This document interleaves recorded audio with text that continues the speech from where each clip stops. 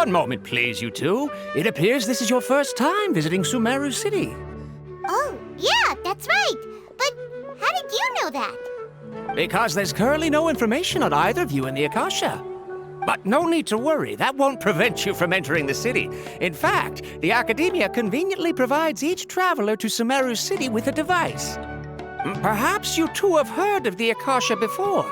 It's our beloved Greater Lord Rukkhadevata's lasting legacy, a treasure trove of collected knowledge.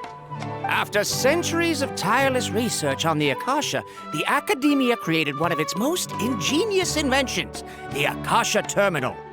As long as you are within Sumeru's borders, you may use an Akasha Terminal to connect directly to the Akasha and access any knowledge you need. I should mention that due to technical limitations, the operation of Akasha terminals will be much smoother and more effective in large cities such as Sumeru City and Port Ormos. Oh, so this is the thing that Tainari was telling us about. It sounds pretty amazing. You two are quite fortunate. Until recently, it was standard practice to only issue Akasha terminals to outlanders who spent an extended amount of time in Sumeru. However, this policy was recently changed, and now all travelers are issued one upon arrival.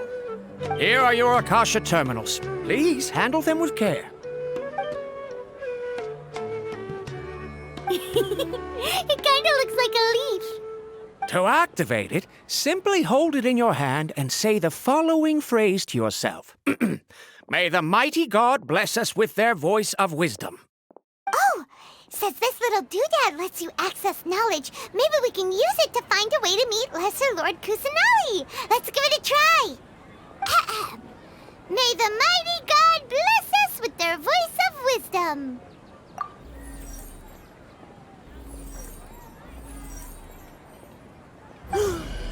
Whoa! Just now, something clicked, and Paimon suddenly knew how to use this thing. It seems all we need to do is concentrate on what we want to know, and bam! You get it. Oh, that'll come in real handy. Exactly. That is the power of the Akasha. And with that, let me officially welcome you both to Sumeru City. May the wisdom of the Dendro Archon always be your guide. Okay, now that we're in, we can check the Akasha about Lesser Lord Kusanali. Let Paimon try. 500 years ago, the sages found a newly born deity from within some scorched ruins. The deity now resides in the sanctuary of Suristana. Seems pretty similar to what Kali was telling us. Okay, next, let's concentrate on asking how to meet her.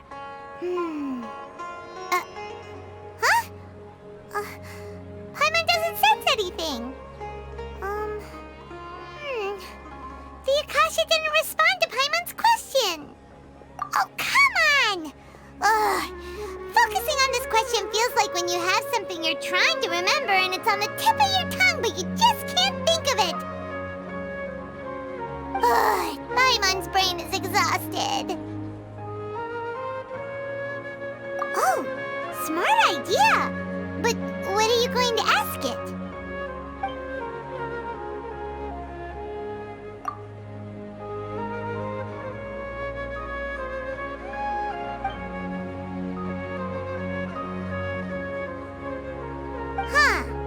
Could it be because we're Outlanders and we've only just arrived in Sumeru? You know, maybe we're not qualified to receive an answer to this sort of question or something.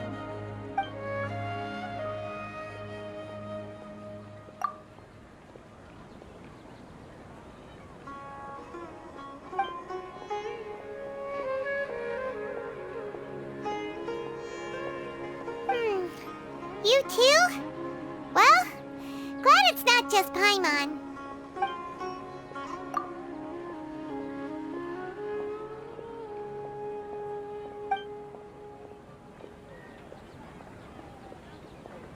Uh-oh.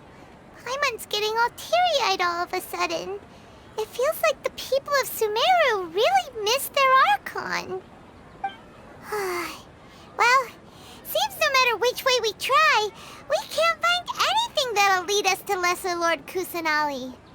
Guess our only choice now is to try meeting with the researcher that Tainari recommended. He's from Sumeru and even has a position in the Academia. Maybe he'll be able to access more info from the Akasha. Let's see. Tainari wrote an address on the letter's envelope.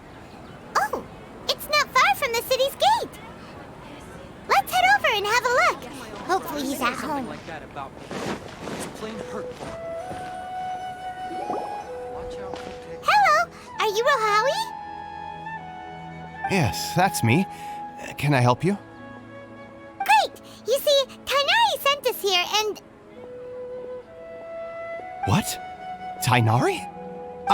Please, there's no need to say anything, really. Sure, I admit that the article I published last month wasn't my best work, and maybe the data didn't produce the most convincing results, but... Here! This is a letter from Tainari! Oh, let me see.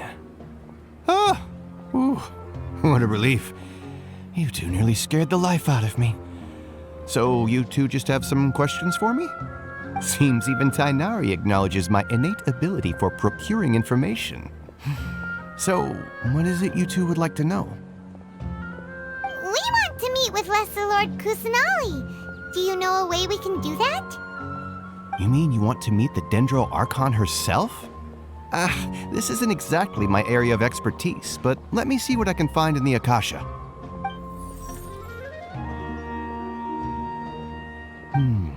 Sorry, the Akasha didn't respond to my query. What? You too?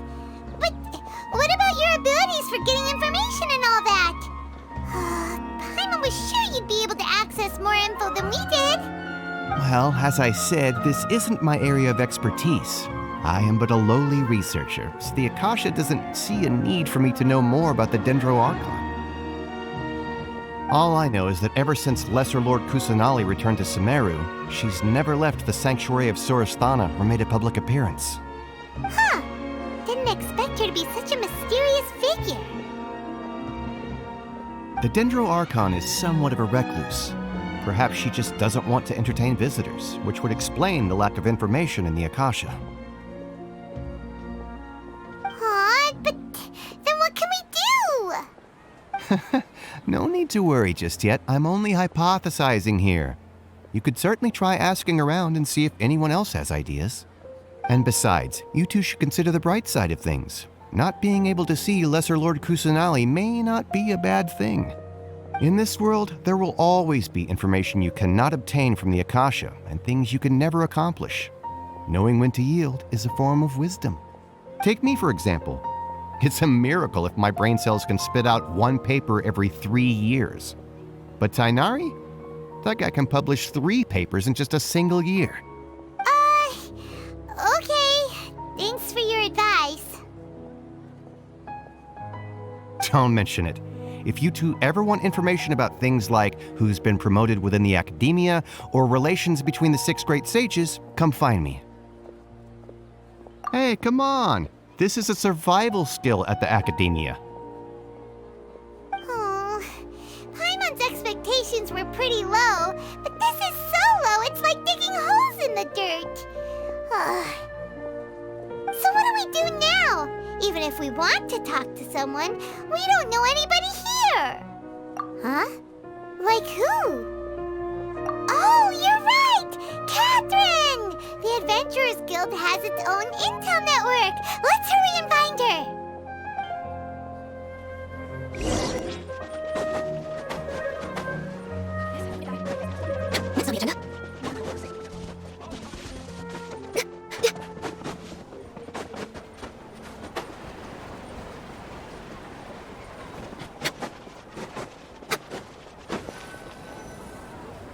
Ad Astra Abyssosk.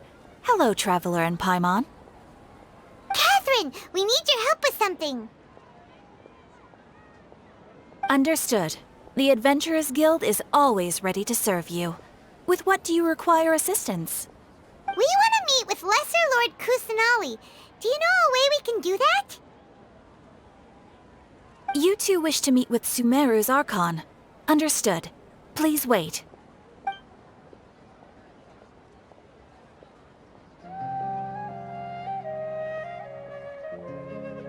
I apologize, but I am unable to call up any relevant information in the Akasha. I'm also unable to locate any pertinent information in my personal memory. Aww, another dead end. Well, if Catherine can't help us, then we really don't know anyone else to ask now. Please do not worry. I may know of someone who can help you two. In Sumeru, the Adventurers Guild does not serve as the vanguard of information. Rather, there are numerous active mercenary groups collectively known as the Eremites. They take on various contracts and work all across Sumeru, so they naturally accrue intelligence. An Eremite brigade called the Corps of 30 is in charge of Sumeru City's defenses. Not only are they the oldest brigade, but they are responsible for managing and coordinating the affairs of all other mercenary brigades. Corps of 30? What a weird name. Supposedly, they are named as such because their ranks numbered 30 at their inception. Asfand, an advisor with the Corps of 30, maintains good relations with the Adventurers Guild. Though he's already retired, he and his words carry great weight within mercenary circles. If you'd like to get in contact with him, you can find him at the Corps of 30's headquarters, the Citadel of Regzar. You're welcome. I wish you two the best of luck. We look forward to your exploits in Sumeru. All right, off to the Citadel of Regzar we go!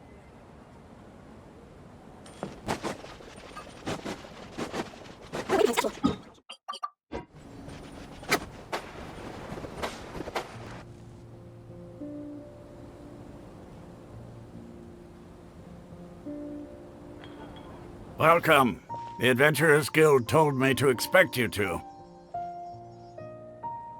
It's nice to meet you, Asfand. We'd like to ask you about something.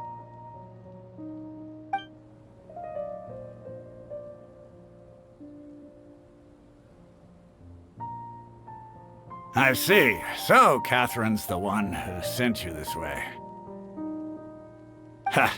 It's true that the Eremites' network is vast, but even I can't help you meet the Dendro Archon. Wait, seriously?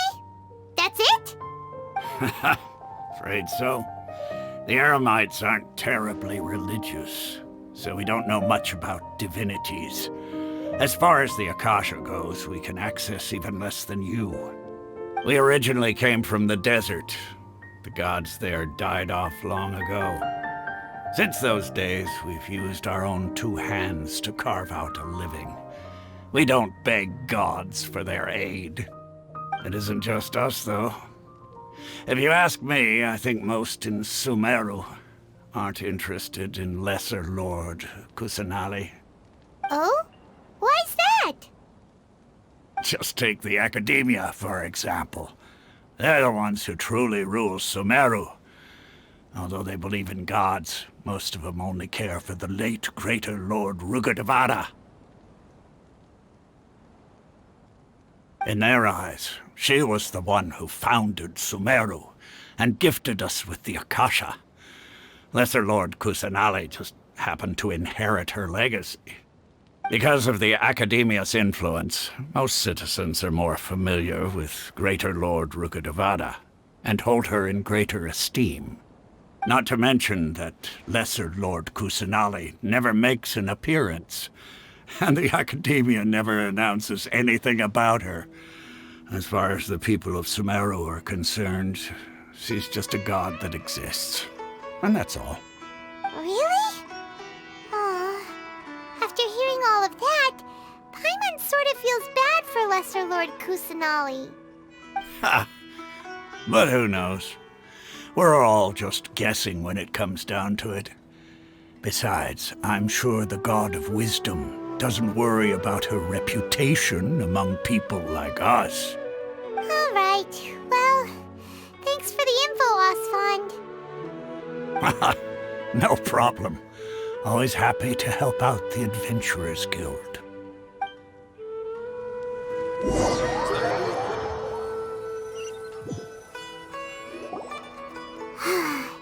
Seems Asfand was right about most people's attitudes here. Not only are they not interested in the Dendro Archon, they even say stuff like, if the Akasha doesn't think I should know, then I don't need to know about it. We've been asking for information non-stop ever since we got to Sumeru. But the harder we try, the more helpless everything seems. Isn't there at least one person in this entire city who cares about Lesser Lord Kusanali? Oh, you two are interested in Lesser Lord Kusanali? Huh? Who are you? From the sound of it, you two are Outlanders who recently arrived here. You've been asking around for information on Lesser Lord Kusanali, right? Oh, I'm sorry. I forgot to introduce myself. I'm Dunyarzad, one of Lesser Lord Kusanali's faithful followers. Whoa, really? Then do you know how we can meet with her? I'm afraid I can't help you with that. But your conversation earlier did happen to remind me of a legend about the Dendro Archon. Sure. It goes like this. Long, long ago, there was a man who heard a prophecy. It predicted that a great calamity was about to befall him. Panicked by what he heard, the man sought out the Dendro Archon in hopes that she would bless him with the wisdom to help him escape his predicament. The man journeyed across deserts and through rainforests and experienced tribulations of every kind. However, he still couldn't find any trace of the Dendro Archon. In despair, he thought, alas, the Archon has abandoned me. He then had no choice but to sorrowfully resign to his fate.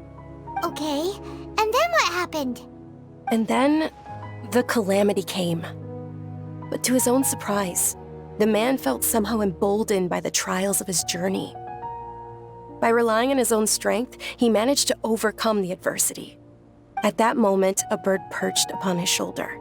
This bird was, in fact, an avatar of the Dendro Archon. She said, "O Archon Seeker, do you now understand? She and her wisdom have long been found by you. Along your journey, we were in every flower and blade of grass, every ray of sparkling sun, and every breath of dancing wind. So long as you continue to think and ponder, we'll be wherever you go." Yeah, thanks for the story! Paimon feels all warm and fuzzy inside after that. In a way, it seems like this story is also one of the Dendro Archon's avatars. Dunyarzad, since you worship Lesser Lord Kusanali, can you tell us anything else about her? Of course. So did you two know that, I'm terribly sorry, but it seems something's come up now. Let's chat another day.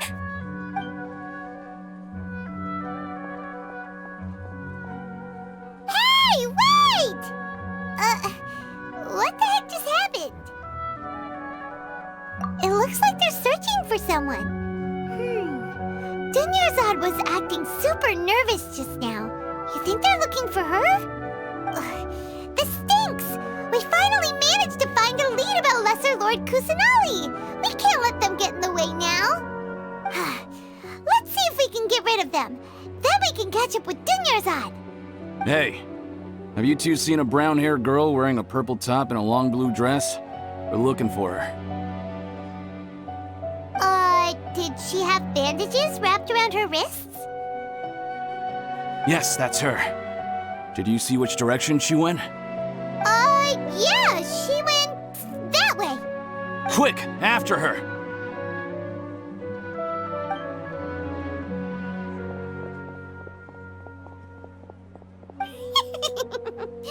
That should keep him busy for a while. Let's hurry and find Dunyarzad.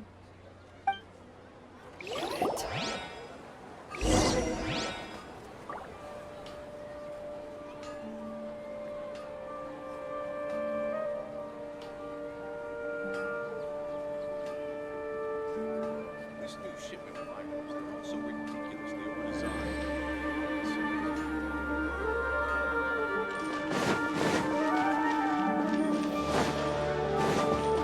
Next on the agenda...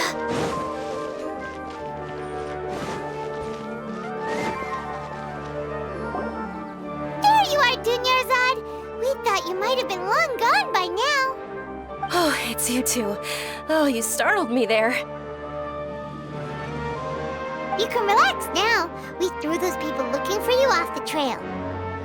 Really? Thank you so much.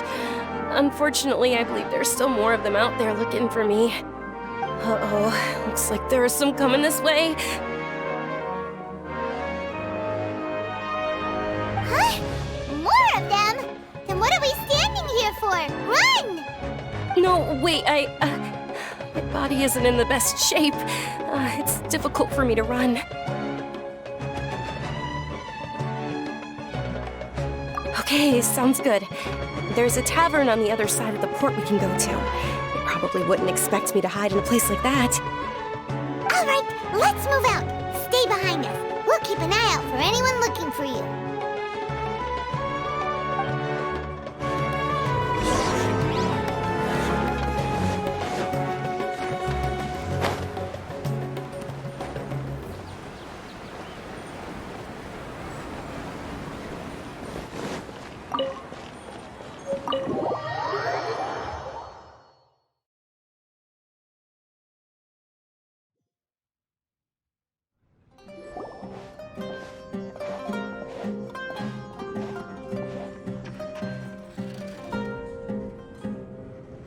We made it. Oh, they shouldn't be able to find us now.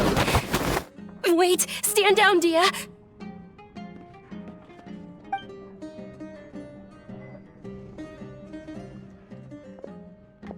My lady, who are these two?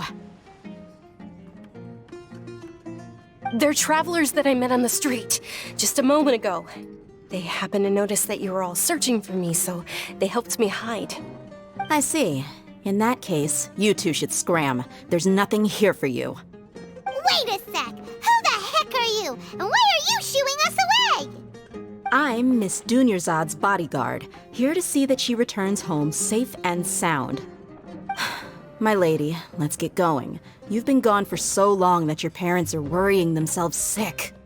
And if I refuse to go with you? It'd be easier for the both of us if you cooperated. But if you insist on not going, then I'll have to carry you like a sack of potatoes. Hey! Dunyarzad already said she doesn't want to go back. Why are you still pushing her? Stay out of this. You don't understand the situation. Sorry, my lady. Even though I'm your bodyguard, your parents are my employers. I have to answer to them. How much? Wait, what? How much more do I have to pay you to become your employer? So you never listen to my parents ever again. Double? A triple? Give me some time and I'll get that much. My lady, this isn't about Mora. I don't know what you think of us Eremites, but let me say this. I like Mora, but I'll never go against my principles. That's why I'm here looking for you. Sure, it's an order from my employer, but my conscience was also telling me it's the right thing to do. And knowing your health, carelessly running around like this is gonna hurt ya. For the sake of those who love you, don't be stubborn.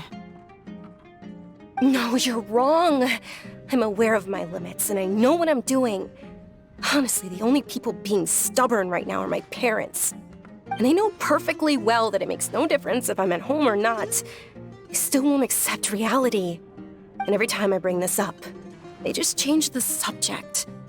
Dia, you've been living with us a long time already. This should be old news to you. Dia, I know it hasn't been easy for Mother and Father, and I'm grateful for everything they've done for me. But there's someone else in this world I'm also grateful to. Because she saved me. The love I have for her is the same I have for my parents. This is my life and my last chance. So I want to do something meaningful.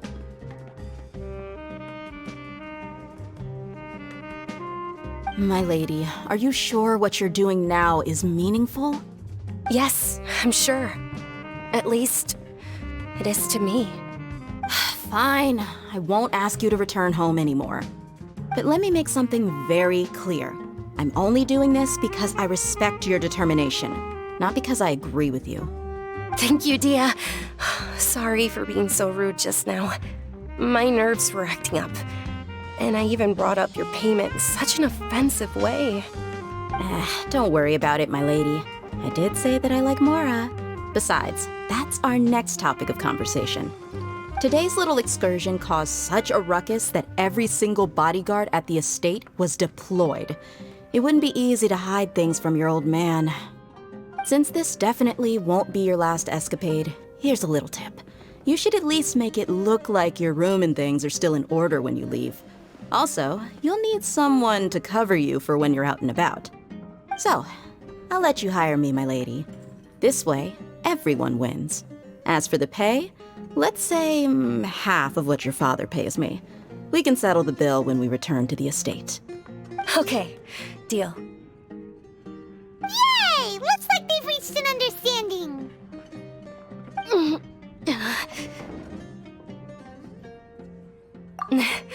I'm fine, really.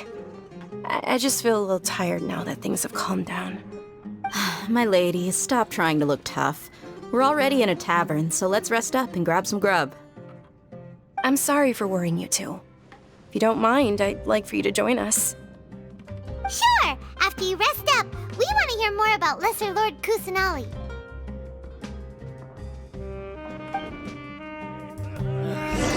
Just can't beat the atmosphere here.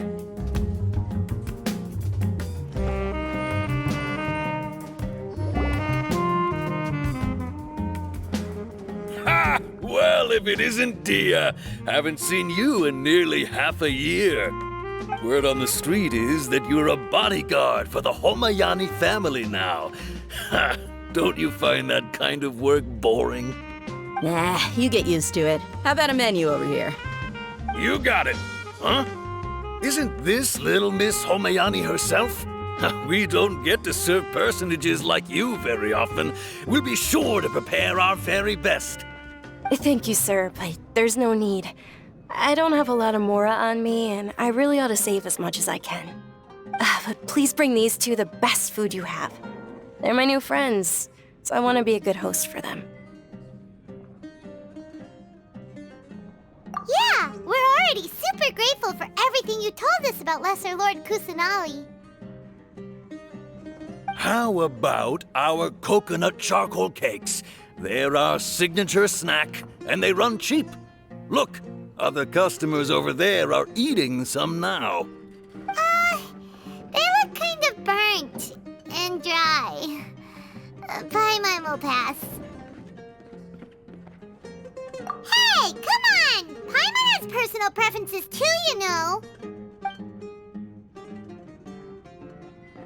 Dunyarzad, we asked a lot of people when we first arrived, and almost nobody was interested in Lesser Lord Kusanali. So, what made you want to follow her? Well, remember when you asked me if I knew how to meet the Dendro Archon? Even though I don't know how, I think I've actually seen her before. Huh? Really? Yes, it was when I was a child. At the time, my illness had kept me bedridden for the better part of a year. I was stuck inside and couldn't make any friends, and my parents did their best to find treatments for me. But even then, the Akasha didn't have any helpful information. My younger self no longer had any hopes or dreams. One flare-up was so bad that I was in a semi-conscious state for several days. Then one night, I woke up alone in my room. I was terrified. My body was paralyzed. Even if I cried, there was no sound. At that moment, an ethereal voice spoke in my mind.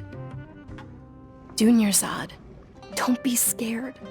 You don't have to cry. Dunyarzad, don't be scared. You don't have to cry. Who are you? How do you know my name? How do I explain this? You might not be able to understand, but actually, I know everything about you. Really? Of course. I know that you're scared of thunder, that you hate taking medicine every morning, and that you love counting the petals on your mom's skirt. Wow, you really do know everything. Dunyarzad, is there anything you want? Want? Not really. I can't go anywhere or do anything. Huh? But aren't you a child? All children have wishes. Tell me what you want, and maybe I can make it happen. But can you make my illness go away? Oh. I'm sorry. But I'm not powerful enough to do that right now. Then, can you be my friend? After that, the voice said, "Okay, I'll be your friend." Although my body was suffering during those days, that voice encouraged me and told me many wondrous things. Beyond my window was the flourishing Sumeru city. Beyond the city was a lush rainforest. And beyond that was the wall of Samiel, deserts, and all of Tevat. Once I finally made it through that bout of illness, I couldn't hear that voice anymore. I told my mother about it, but she said that I must have been dreaming. But I know that that voice wasn't a figment of my imagination. Before that, I had never heard of Tevat. Yes, for sure. If it weren't for that voice, I would have never grown curious about the outside world, nor would I have learned how to read and enjoy so many books. That voice sparked a desire for wisdom. It had to have been the Dendro Archon. I've been hoping for a chance to repay her kindness. In fact, I was running around today to help prepare the Sub-Zerus festival for her. What's the Sub-Zerus festival? It's Lesser Lord Kusanali's birthday, which was the day that she was found by the sages. It's actually an old holiday that originally celebrated Greater Lord Rukkhadevata's birthday. When she passed away, the holiday eventually became a celebration of the Lesser Lord's birthday. I heard everyone was overjoyed when they welcomed her back to Sumeru. In those days, the festival was a huge deal. But because of the Academia's influence, people have gradually lost interest in the festival. The Academia actively participates in Sumeru's many holidays dedicated to Greater Lord Rukkhadevata. But when it comes to the Sub-Zerus festival, forget any funding. They practically act like it doesn't exist. Maybe they see Lesser Lord Kusanali's birth as confirmation of Greater Lord Rukkhadevata's death, so they're reluctant to celebrate it. Aw, but that's awful. It is. It's absolutely terrible.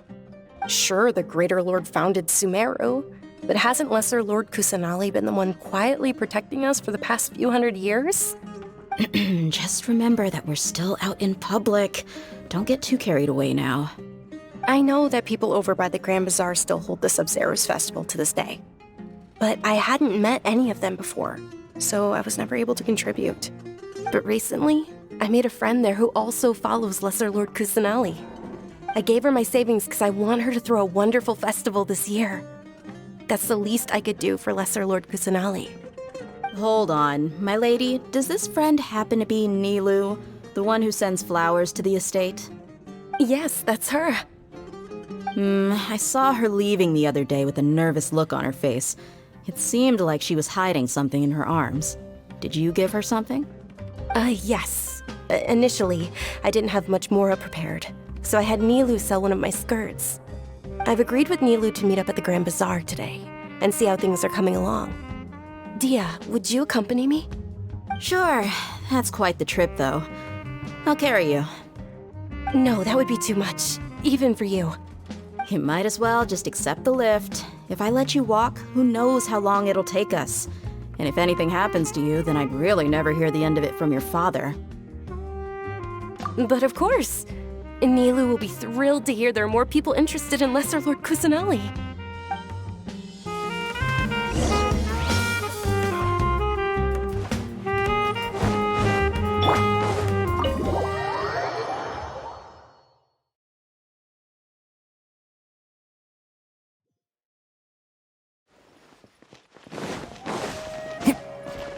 Keep up.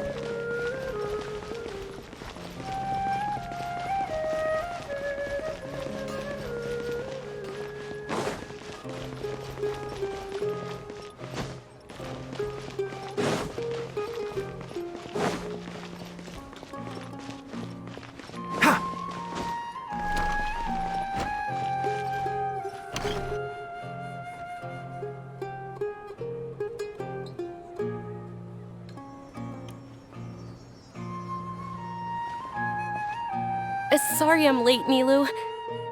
Oh, Dunyarzad. It was taking you so long that I assumed you got trapped at home, but you made it in the end. Uh-oh. But if Dia's here, that means you got caught, right? You could say that, but everything worked out. She's on our side now. Not completely. Oh, and who are these two? Oh, meet the Traveler and Paimon, my two newest friends.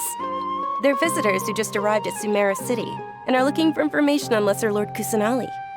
So you're followers from another land? That's wonderful. You two absolutely mustn't miss the Sub-Zerus festival. By the way, Dunyarzad, we've already started decorating the Grand Bazaar. It looks spectacular, thanks to your generous contribution. You're very welcome. It's the only thing I could do. Do you still have enough Mora? Probably? But don't sweat it. We've already finished renovating the stage. Come on, I'll show you.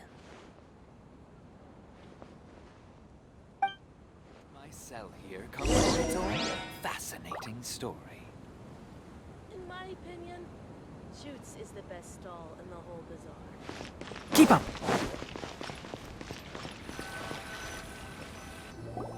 Wow! This place is amazing! Not bad. Last time I was here, the stairs were full of holes. The stairs were nothing.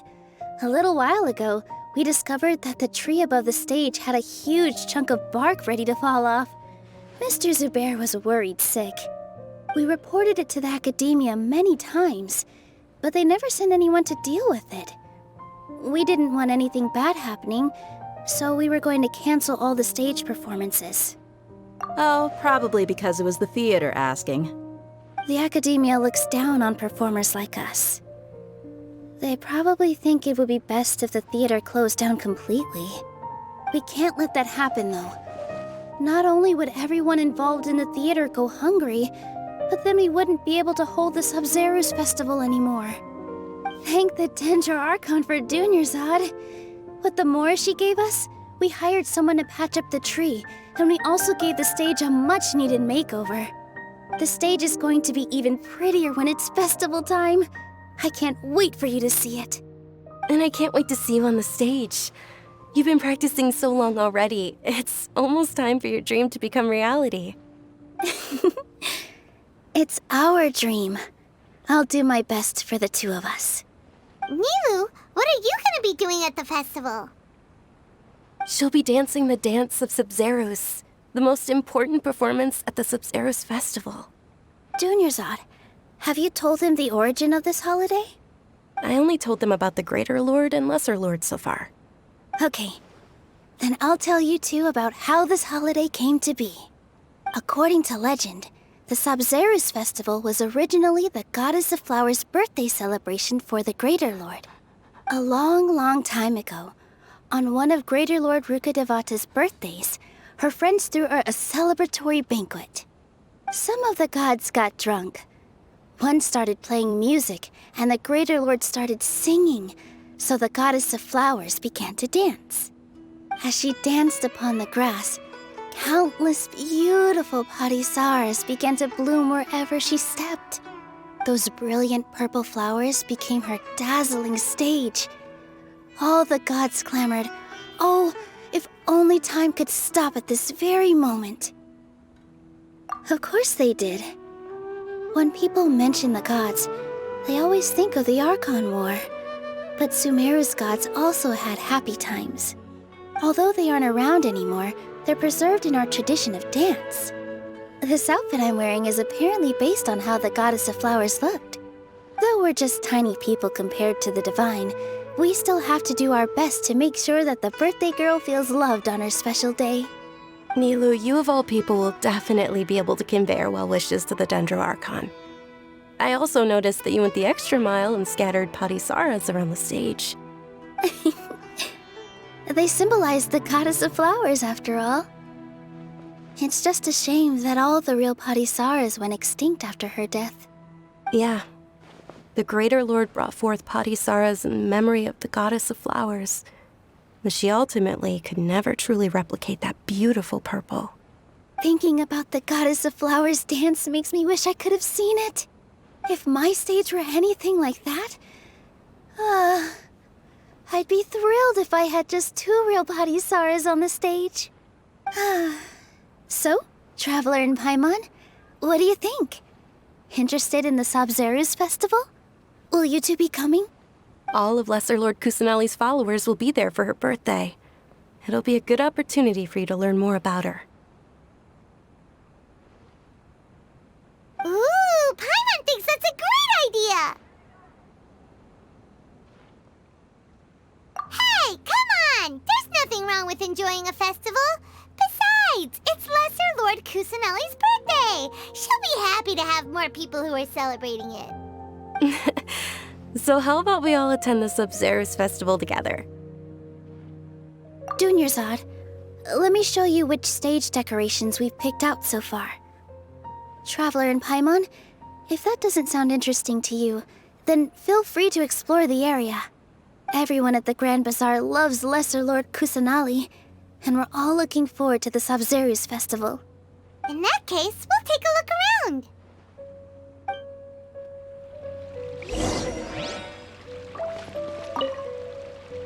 Whoa! What's with your yellow hair? And why do your clothes look so funny? Are you an Outlander? Did you know that the Sabzeruz festival is about to happen?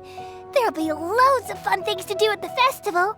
But the best part is when Ferris, the Knight of Flowers, passes out candy to everyone.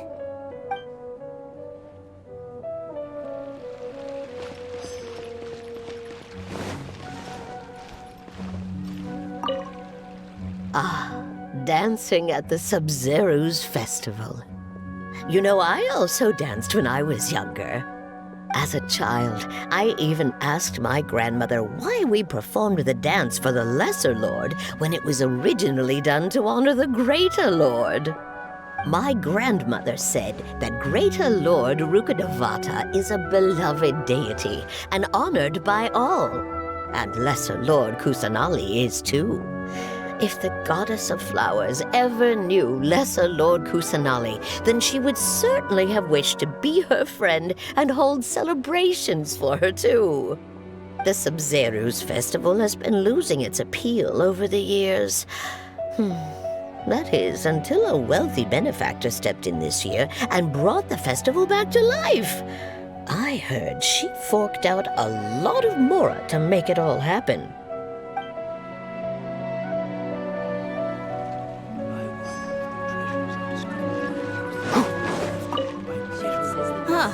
Revamping the stage for the festival couldn't have been easy, that's for sure. I bet this year's festival will be one to remember. I don't know much about the Grand Bazaar, but I do know that the residents here have a penchant for song and dance. 2 things that the academia doesn't particularly approve of. Oh, and the perfume sold around here is a lot better than what you'll find elsewhere. The fragrances are longer lasting and they're gentler on your skin and... I mean, that's what I've heard at least.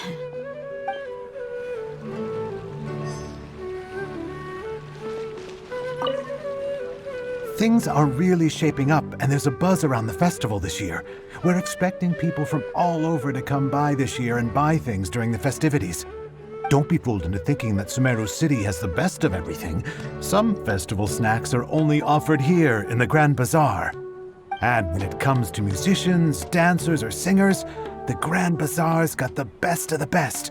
Sure, those folks at the academia might not like it, but what's a festival without song and dance?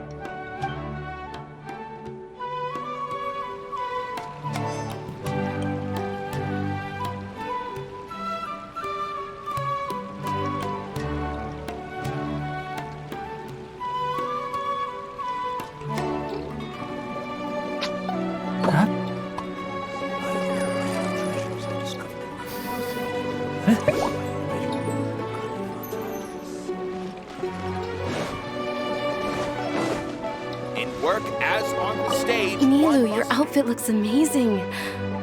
There's also something different about you from when we first met up. I thought I'd add a little extra pizzazz to my dress for the festival. See? Wow, did you sew all that yourself? Uh-huh. Sewing is a fundamental skill for everyone in the theater company because we make all our own costumes. Did you know that Mr. Zubair not only can make costumes, but props too? I've noticed that you can't keep your eyes off that crown over there. Would you like to try it on? May I? Of course. The legends say that the goddess of flowers had beautiful horns on her head, so this crown was made to reflect that. Dunyarzad, you look absolutely stunning with it on. It's like I'm looking at the goddess of flowers herself.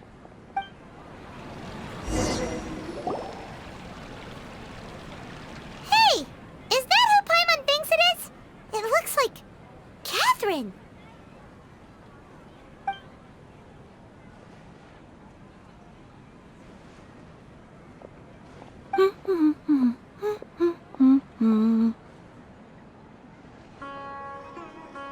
Huh. Come to think of it, Paimon's only ever seen her behind the counter at the Adventurers Guild. This is the first time we've ever seen her taking a break. Hey, Catherine! Huh? Oh, hey! It's the Traveler and Paimon! What's shaken? Whoa! Break time Catherine sure sounds a lot less formal than usual. Paimon was still waiting for her to say Ad Astra Abyssosque. Sure.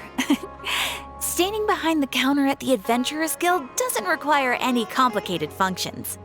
But saying and doing the same old things over and over again can get pretty monotonous. Like watching the same Fontaine movie day after day. But take you two, for example. You travel across Tevat to enrich your lives and gain new experiences. Well, we enjoy traveling across Tevat and all that, but we're mainly looking for clues about her brother. Yes, you should keep searching. Sometimes the answers we're looking for aren't necessarily at our intended destination. Instead, they're found along the way. Huh. Haven't we heard someone say something pretty similar recently? Anyways, what brings you out here, Catherine? No, not particularly. I guess you could say that I'm loving the recent atmosphere here. If festivals bring happiness to everyone, then that's where their true value lies. Oh, it looks like it's about time for me to be heading back now. All right, we'll see you next time at the Adventurers Guild. Oh, by the way, thanks for connecting us with the Eremites. We've already made some great friends in Sumeru City thanks to you. I'm sure you two will get along well with the people here. You've already been blessed by the element of Dendro after all. See you around.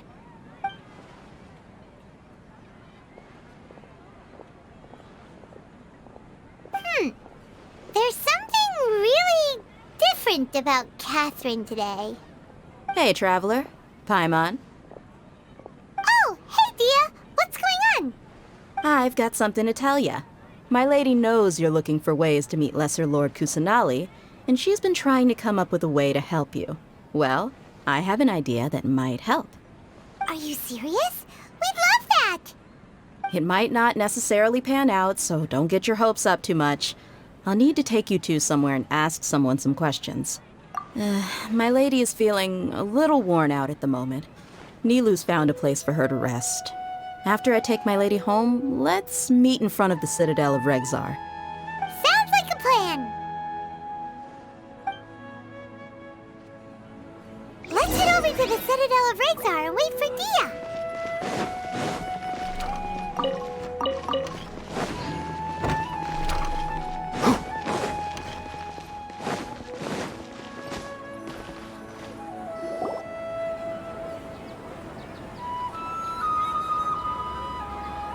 Sorry, I'm late. It took some convincing for the master and mistress to believe that Miss Dunyarzad was only sitting in the port for a while because she was in a bad mood.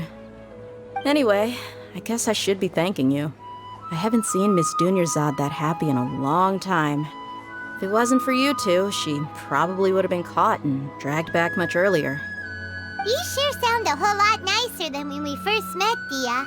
Who would have thought you had such a soft spot for Dunyarzad? It's called being a professional. I'm a bodyguard, and I work for whoever's paying. Look, Dia's blushing. Listen, you two. I don't expect to be working for Miss Dunyarzad very long, but I hope to finish things on a positive note if possible. Let's cut the chit-chat and head into the Citadel. We'll see if the person I know has a way for you two to meet with the Lesser Lord.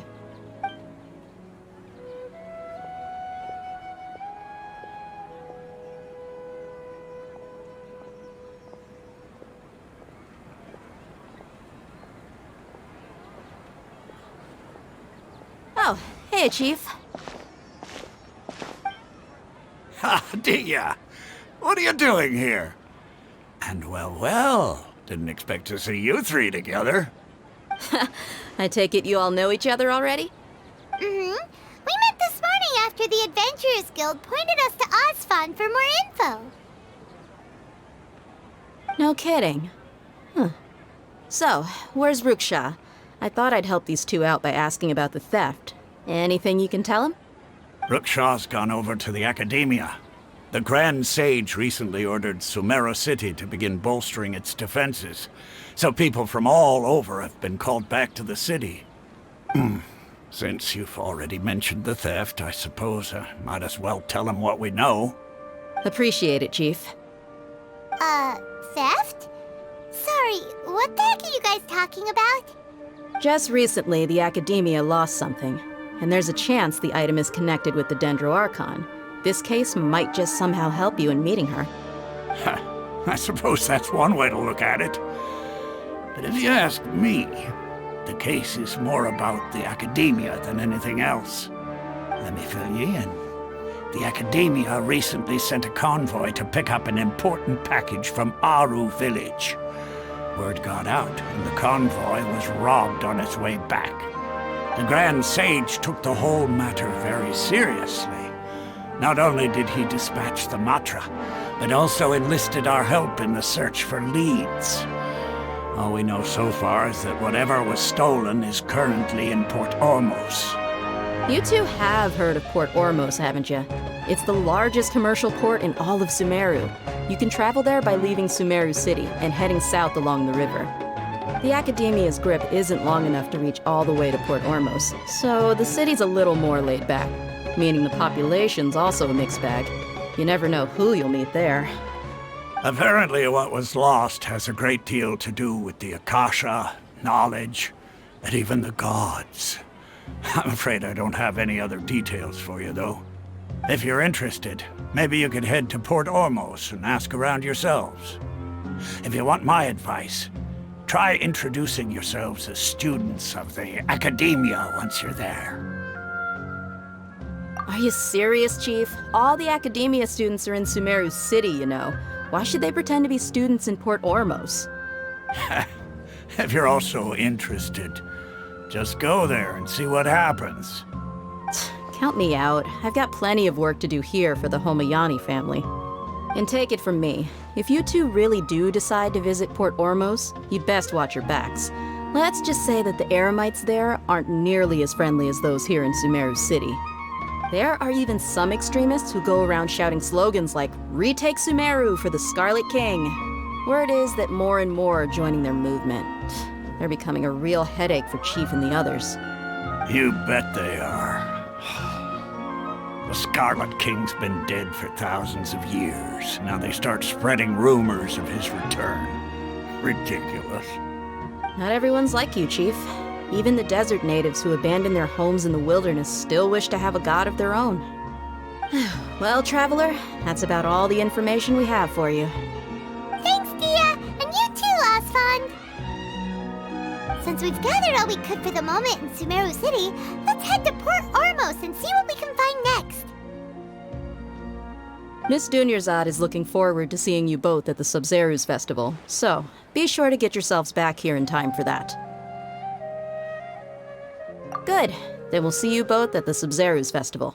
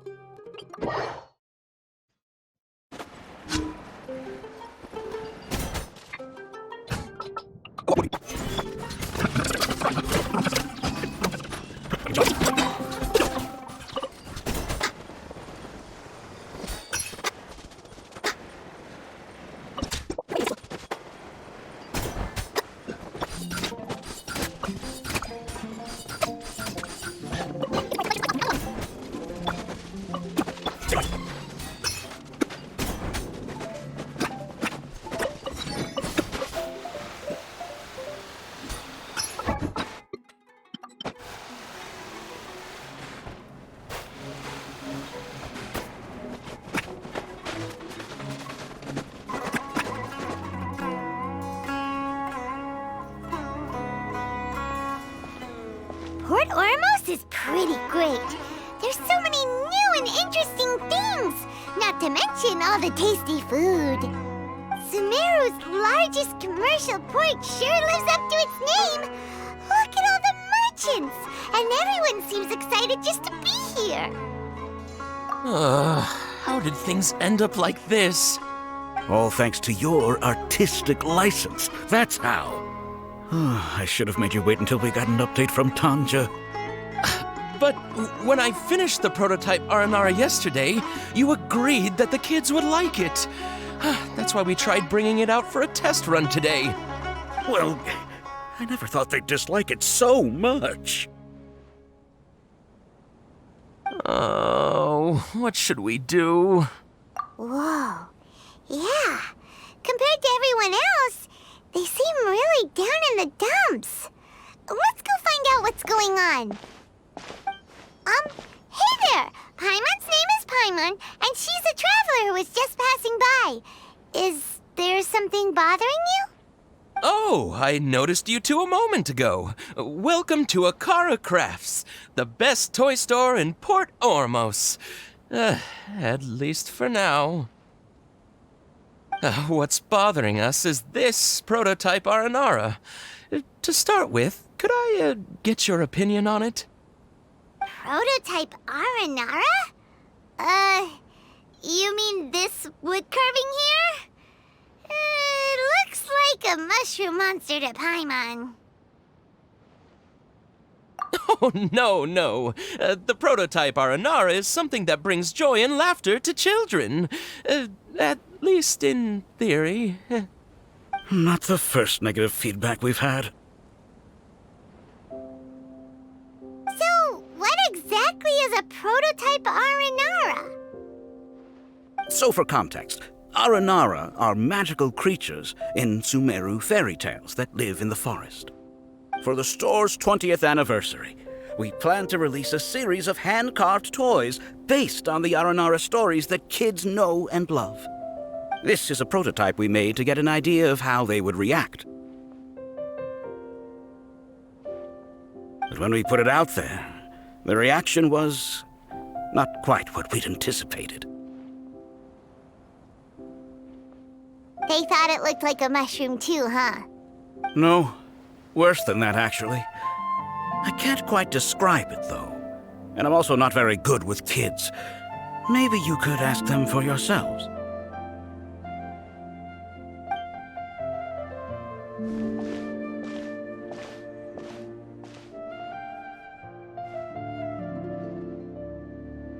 This is not an Aranara. No way! I've read Uncle Tanja's Aranara and the ill little fungus. It says that Aranara are supposed to be chubby and squishy. The carving looks nothing like that. Toys do look better when they're round and chubby. Uncle Tonder said in Aranara's vow that you can deceive the eyes, but you can't deceive the heart. This carving makes me feel lost and confused inside. I don't think the creator put his heart into it at all. It's nothing like an Aranara.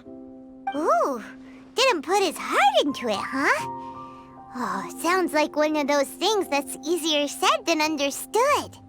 Kassid and Alia didn't like this carving, but I think it's okay. It doesn't look too happy, so it's kind of pitiful in a cute way. Oh, a positive review! Yeah, so I would totally ask my dad to get it for me, if it wasn't meant to be an Aranara. Oh, well, that took a sudden turn for the worse. We asked the children for their opinions. Oh, how did it go? Has it maybe, grown on them at all? Oh, this is such a shame. Why isn't Tanger back from Gandharvaville yet? Oh, the kids kept mentioning an Uncle Tanger, too.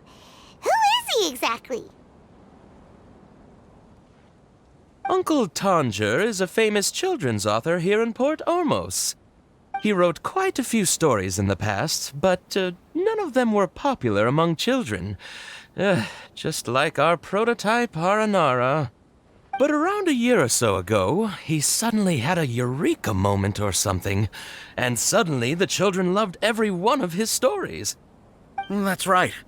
My little Ghaffari loves his stories too. The whole reason we decided to make these carvings was because we saw just how popular the Aranara are among children. We asked Tanja for guidance, but right after he agreed, he went off to Gandharvaville with his son to look for inspiration. They haven't returned yet. We were running out of time, so we had no choice but to carve an Aranara based on our own imaginations. As you can see, this was the result. Oh, we have to do something. Hey, since you're the famous traveler, could you do us a favor and look for Tanger in Gandharvaville, He doesn't have to come in person if he's too busy. Just ask him to write down his suggestions and bring his notes back to us, if you could.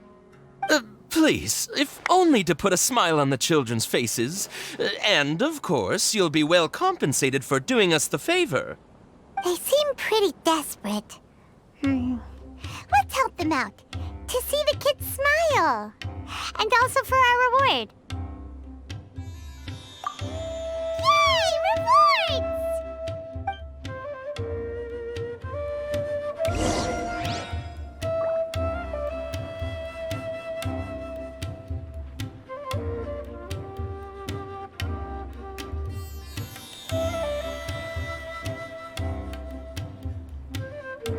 Osmanthus wine.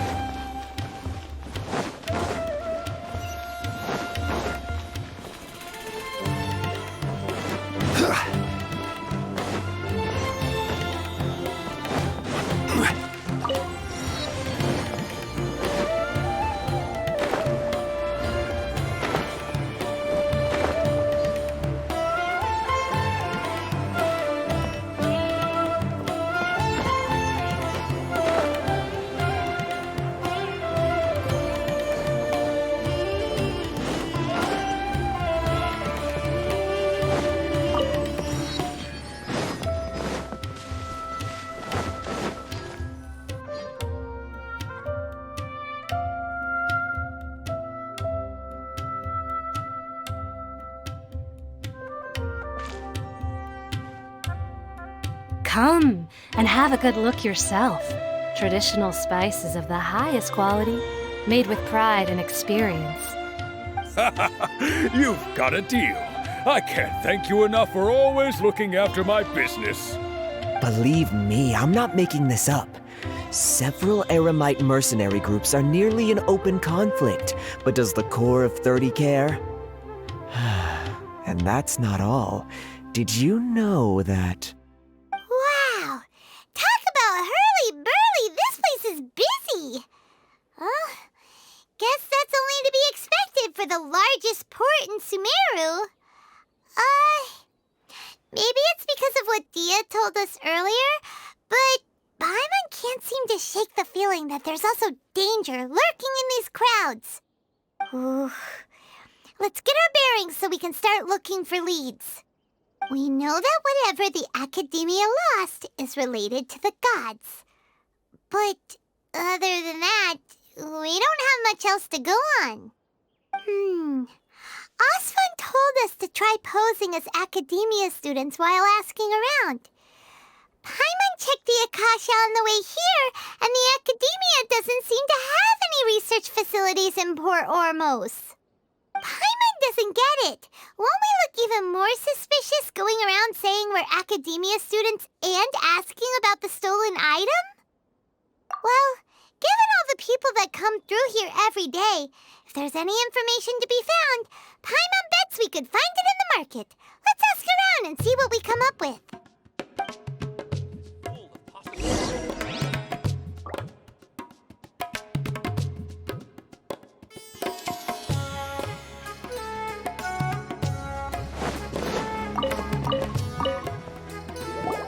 Welcome, welcome. How can I help you too? Hi there. We would like to ask you a question. Do students from the Academia ever come to Port Ormos? course. Especially around this time of year. Students from Sumeru City that are about to graduate often come to Port Ormos to cut loose a little. Many people often talk about how hard it is to get accepted into the academia, let alone graduate. But those who finish their studies and go on to become full-time researchers at the academia have it even harder. Sure, we may not be Sumeru City, but Port Ormos offers beautiful scenery and a stress-free environment. Some even say it's good luck to come to Port Ormos, so students and researchers come flocking here when things get to be too much at the academia. Ah, you see over there? Those are students from the academia.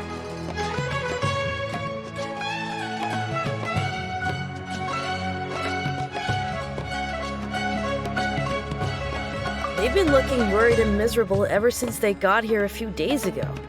If you ask me, the life of a merchant is better.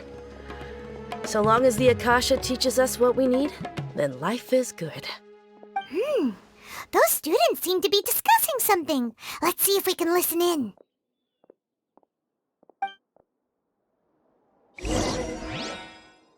Out of all my commissions, I enjoy making jewelry for newlyweds the most.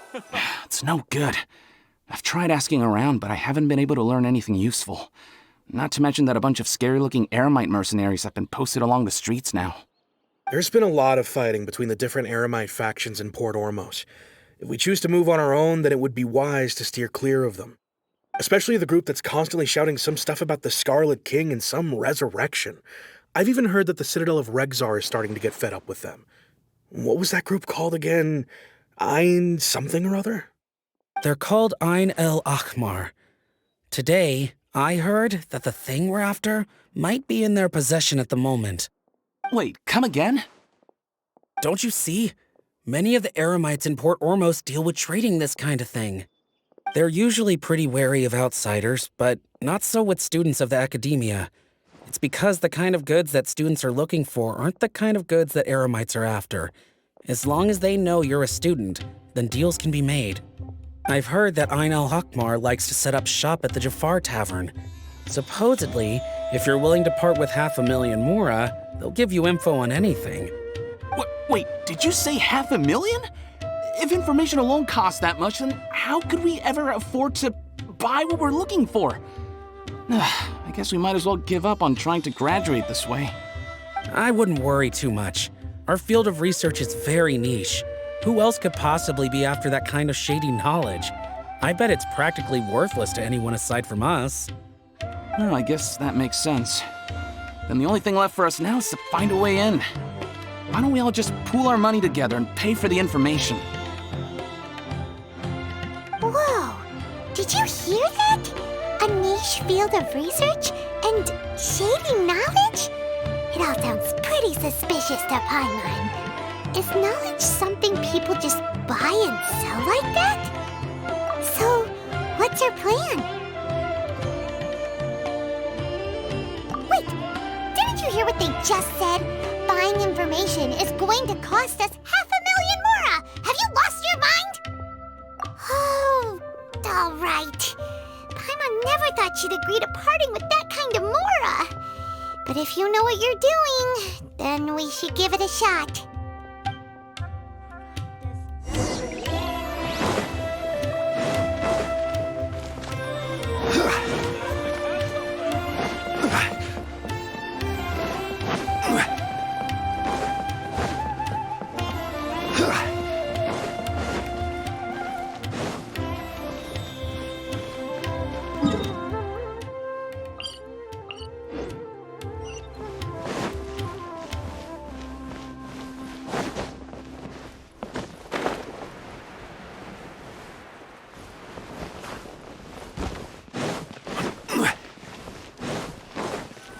This is the place we heard those students talking about. Let's find a seat somewhere and see if we can spot the group they mentioned.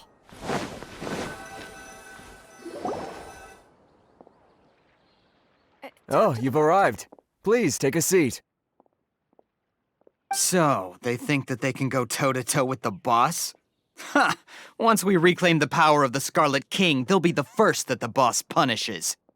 They're nothing to be afraid of. Our main rival now is the Caracal Battalion. They've also amassed a significant amount of Mora this time, so we mustn't underestimate them. How can the Caracal Battalion compete with the boss when they're nothing but a bunch of money-grubbing opportunists out for a quick Mora? Yeah, with Boss's fervent devotion, he'll be able to use this power to bring our god back this time. Huh. All these guys talk about is the Scarlet King, so they're probably the ones we're looking for.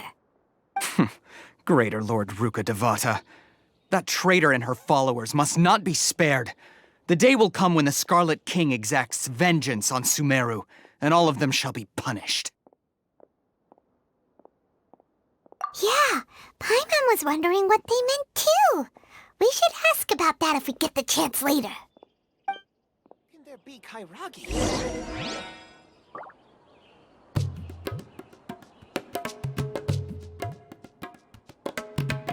Welcome. Huh? Who are you? What do you want? A student? What's a student from Sumeru City doing in Port Ormos? Ah, well, if it's info you want, you've come to the right place. The question is, can you afford it? Huh? What is this, some kind of joke? Oh! Sorry! She must have grabbed the wrong amount! Hey, what do you think you're doing? Oh, Paimon can't stand to see so much more go. But there's no other choice right now. Here, this is the merchant's address. Whatever you're looking for, you'll find it there. Well, what are you waiting for? Oh, that's right! We heard you mention the Scarlet King just now. We're actually interested to know more because we're, archaeology students! Fine. Since you've already handed over the Mora, I guess I can throw in a little extra info. As you can see, members of Ain al-Ahmar are devout believers of the Scarlet King. Years ago, the Scarlet King founded the great desert nation that was our homeland. It was an advanced civilization, far beyond anything you'll see in present-day Sumeru. The Scarlet King was the rightful god of wisdom, but he was betrayed by a companion he trusted.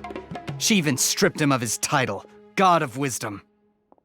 So, you mean the traitor was... Greater Lord Ruka Devata, yes! That shameless wretch destroyed the Scarlet King's civilization, and our ancestors were forced to flee to this land where we were made to suffer the tyranny of our enemies. Furthermore, she conspired with the academia to cover up the truth of her actions, and create the merciful and benevolent facade for which she is now known. Ugh, just thinking about it sickens me. But the story doesn't end there, oh no. The Scarlet King isn't truly dead. The voice of the Oracle has been heard in the desert, prophesying his resurrection. Mark my words, our god shall return. And when that day comes, all followers of the traitor and all the desert dwellers who have forgotten their true god will suffer retribution together. If what I'm saying makes you shiver with fear, it might not be too late for you to become a believer of the Scarlet King.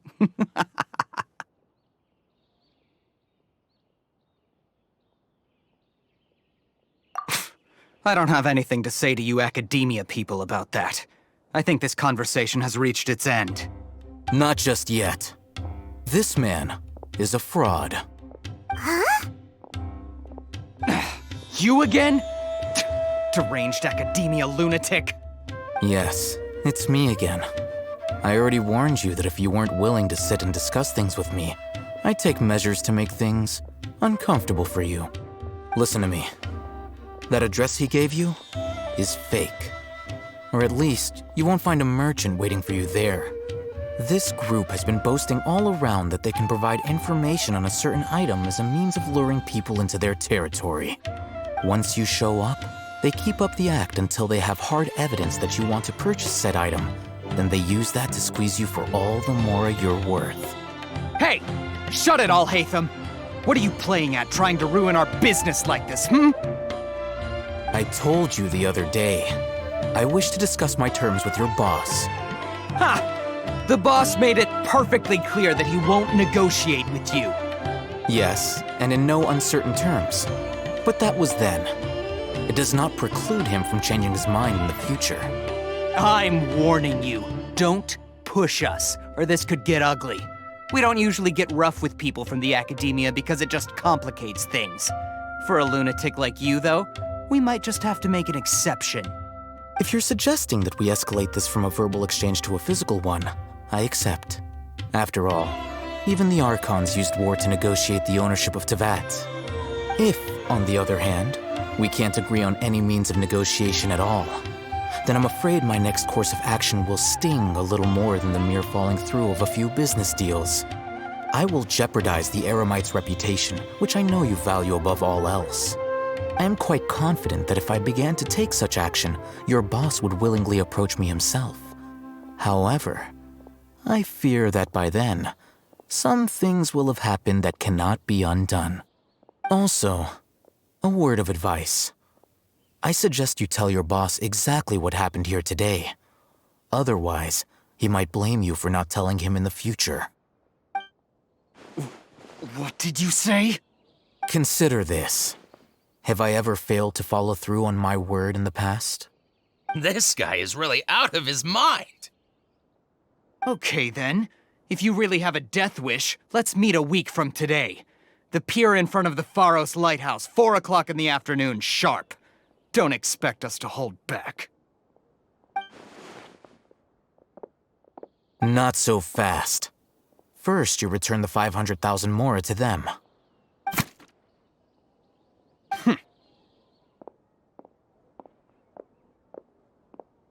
Please, I beg you, don't provoke them.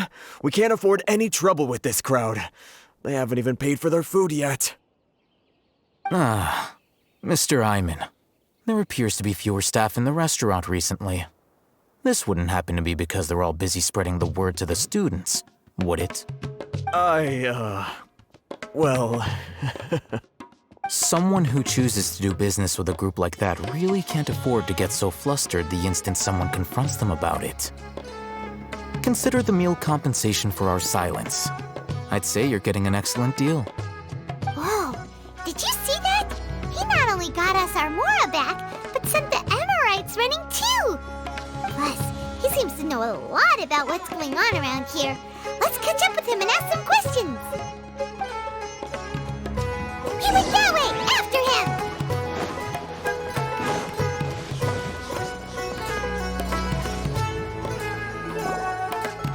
Wait up! It's Al-Haytham, right? What do you want?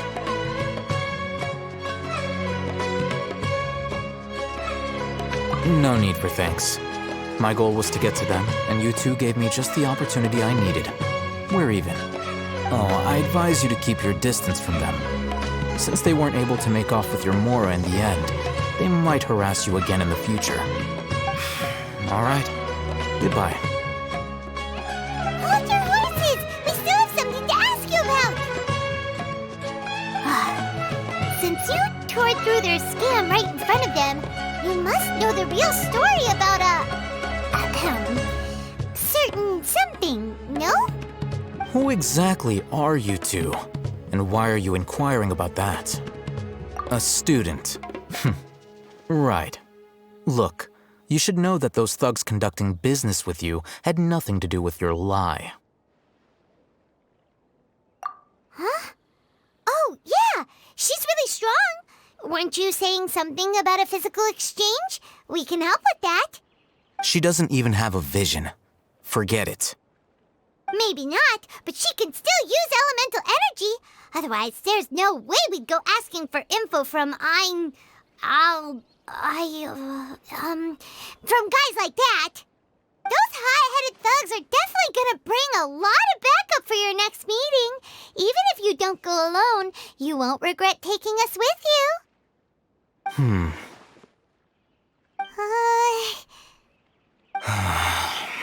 All right, I accept. Got a pen and paper? If you're searching for someone who sells that kind of merchandise, I'll give you one of their addresses, and you can try your luck. We'll reconvene at the appointed time by the pier. It doesn't matter if you show up or not.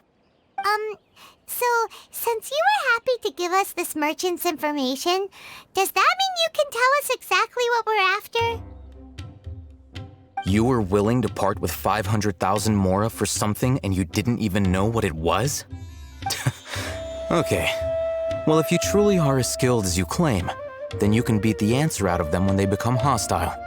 Look, if you've been making inquiries, then you have to know something by now. Tell me what you know so far, so I don't waste time repeating information.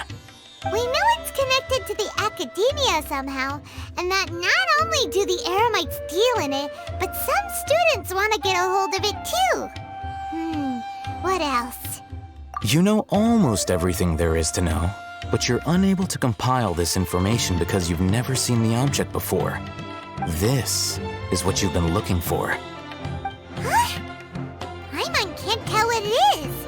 It looks like some kind of ornament. This is a knowledge capsule. To put it simply, it's a vessel that can store a fixed quantity of canned knowledge. It's like a miniature Akasha.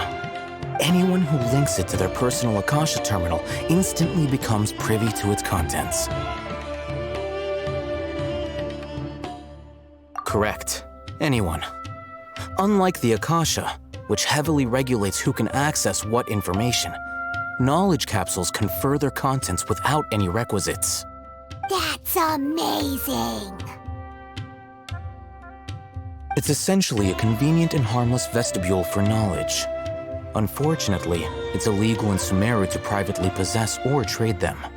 They were created as a means for scholars to transfer knowledge gained from Irminsul into the Akasha, and are intended to be destroyed immediately after use. But despite strict regulations, some of these knowledge capsules will always escape destruction.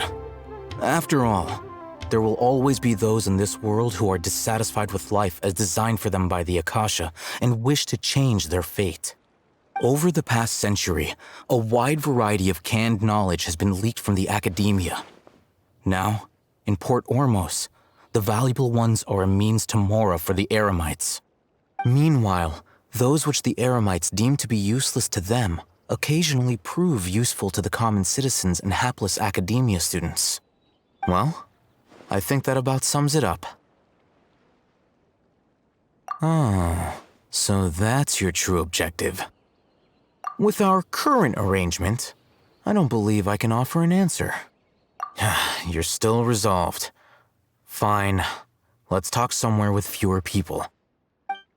Quantity and quality.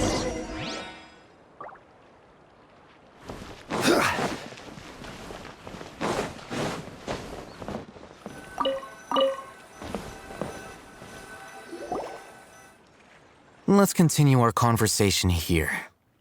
If you wish to learn more about the knowledge capsule that the Academia lost, then you must help me with something.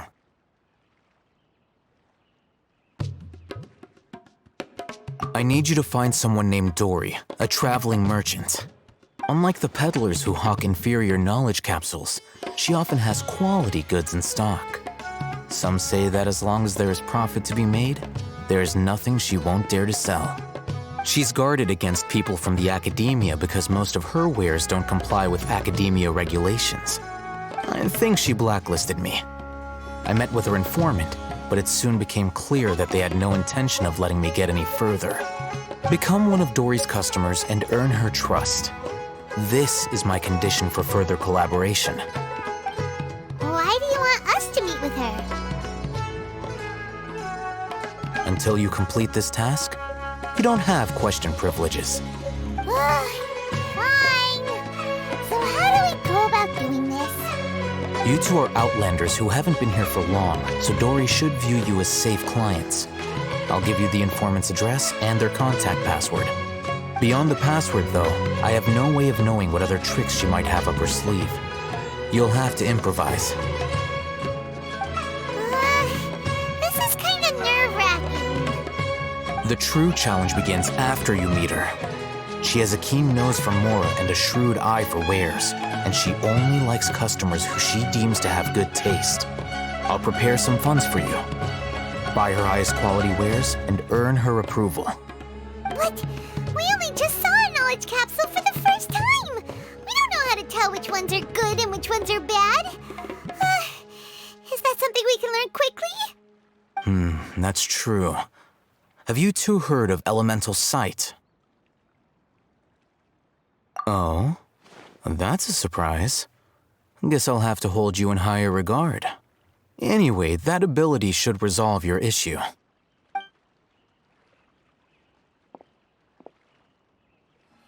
Here are 2 knowledge capsules. Tell me, can you detect any difference in their quality?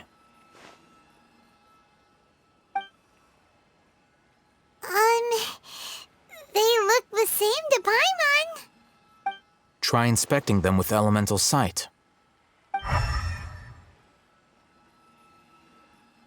it go? Did you see anything? Rumor has it that higher quality knowledge capsules generally appear brighter when viewed through elemental sight. That's because knowledge originates from Irminsul, the root of Dendro power itself. The more powerful the knowledge, the richer it is in Dendro energy. However, some canned knowledge with a high concentration of elemental energy is of little use in contemporary times, so those capsules are of little value. Using elemental sight is merely a stopgap measure, but it should suffice for earning Dory's trust. That sounds pretty impressive. Here's a sheet with the informant's location and contact password, and here is the mora for purchasing canned knowledge. Don't be cheap. You'll need to spend to catch Dory's eye. If there's any mora left over, just keep it. Oh, and be sure to exercise some caution. There have been Matra present in Port Ormos lately. Your efforts will be for naught if they catch you. Matra?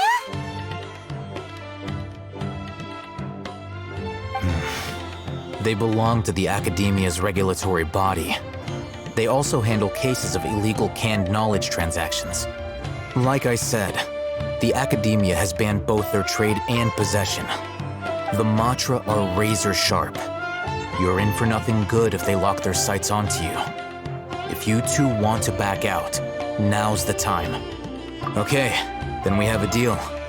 If you succeed in your dealings with Dory, come find me at the Wikela Funduk. We'll have an open discussion then. Looking at what Al-Haytham wrote, Dory's informant is a traitor near Old Ormos. Let's follow these instructions and try to get in contact with him.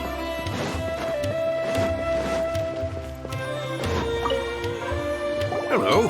What are you two looking to buy? Wait, are you sure you're remembering that right? Paimon doesn't think it was that on the paper. What a unique palate. We have unripe hara fruits, but we usually keep them in the back. I'll have someone escort you. Following the paper got us past the first round. Ronak, these two want to buy unripe hara fruits. Show them to the warehouse. Got it. You two, please follow me. You two have a fascinating fashion sense. We haven't seen a customer wearing a Sumeru rose for quite some time. Hold on. Let me think. Sumeru rose means common merch.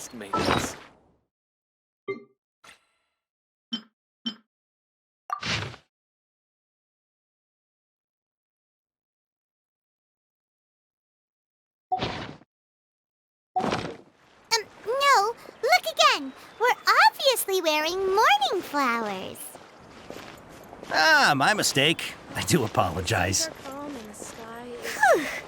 That pop quiz sure was scary. Ah, the warehouse is up ahead. Please follow me.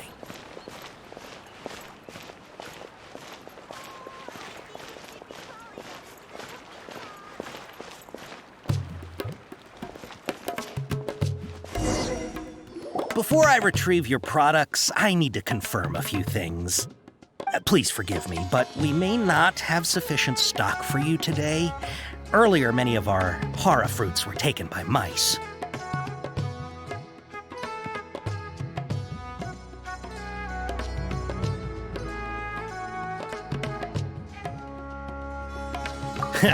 Thanks. If better goods come in, you'll be the first to know.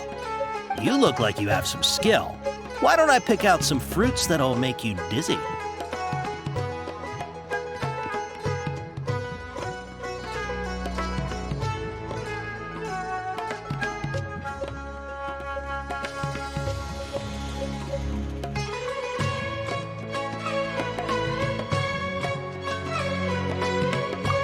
Yep, that's the right answer. But eating horror fruit that makes your head and ears ring sounds like a bad life decision. Would you like your horror fruits to be packaged in the Sumeru City or Port Ormos style?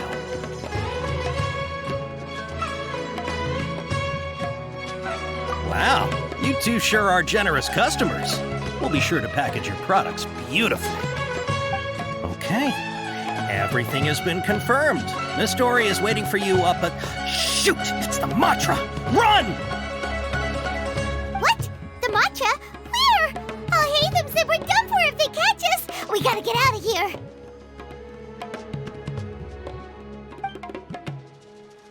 We don't know this area, so let's follow that informant.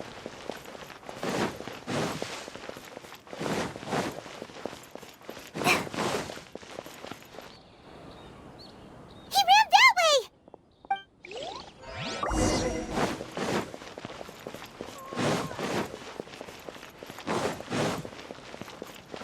Yep.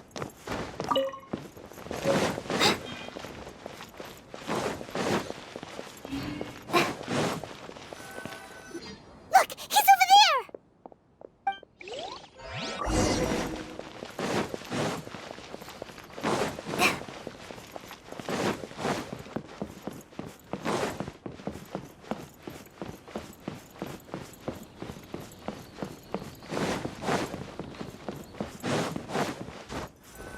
Hey, if you're hiding from the Rishbaland tiger, come this way. Another password. Huh? Oh, that voice came from behind the building on the Here, over here. You can stop running now.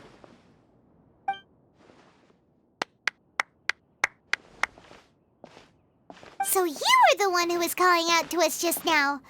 But, are we definitely gonna be safe here? These two good customers wish to buy some horror fruit, Miss Dory. And if there's nothing else, I'll just excuse myself. Oh, very good. Thank you. Huh? Wait, you're Dory? Paimon thought you'd look a whole lot scarier.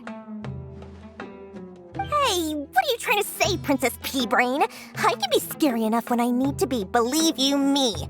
If you don't watch what you say, then you can forget about doing any business. But it seems you two have actually done pretty well so far. Not only did you manage to find the informant, your reactions were also pretty sharp. You don't really look like criminals or anything, but I bet my Mora that you've been involved in some shady dealings, haven't you? Paimon's not sure if that's supposed to be a compliment, but we'll take it. I can't risk doing business with people who start huffing and puffing after just a few paces. No matter how much Mora they might have. Not only will they get caught by the Matra, but they'll also get us into trouble. As decent folks trying to run an honest business, we don't need any of that. Wouldn't you agree? So that's why I prefer to have customers like you. It's your first time here, but don't worry, I won't ask too many questions. Even if you wish to buy enough knowledge capsules to decorate your house with, please, knock yourself out. As long as you have lots of round, shiny Mora, then we're all good. Ah, yes, of course, of course. Go ahead, help yourselves. Voila! Wow, she has a trove of canned knowledge. Whew. She'd probably be in serious trouble if the Matra caught her with all this. What kind of products do you seek, my dear customers? Don't worry, I'm not interested in your reasons for buying. I can, however, offer some suggestions. Take this one, for example. An analysis of the sociological ideology and dialectics of the Hilichurls. Only 3 people in all of Tevat have ever studied it, making it extremely rare. It's on sale now for 350,000 mora. Yeesh. Who would want to be an expert in that topic? Or how about the architectural styles and construction methods of Tevat in the early Archon War period? With this one, you can become an expert in historic architecture preservation and find an excellent, well-paying job in nearly any nation. Ooh, now this sounds like it could be useful. 2 million mora, and it's yours. No discounts. Whoa! That's a lot of mora! Of course, you are free to pick whatever your heart's desire. The contents and price of each knowledge capsule are indicated in small text on the body of each one, down at the bottom. Alright, let's try the method that Al-Haytham mentioned.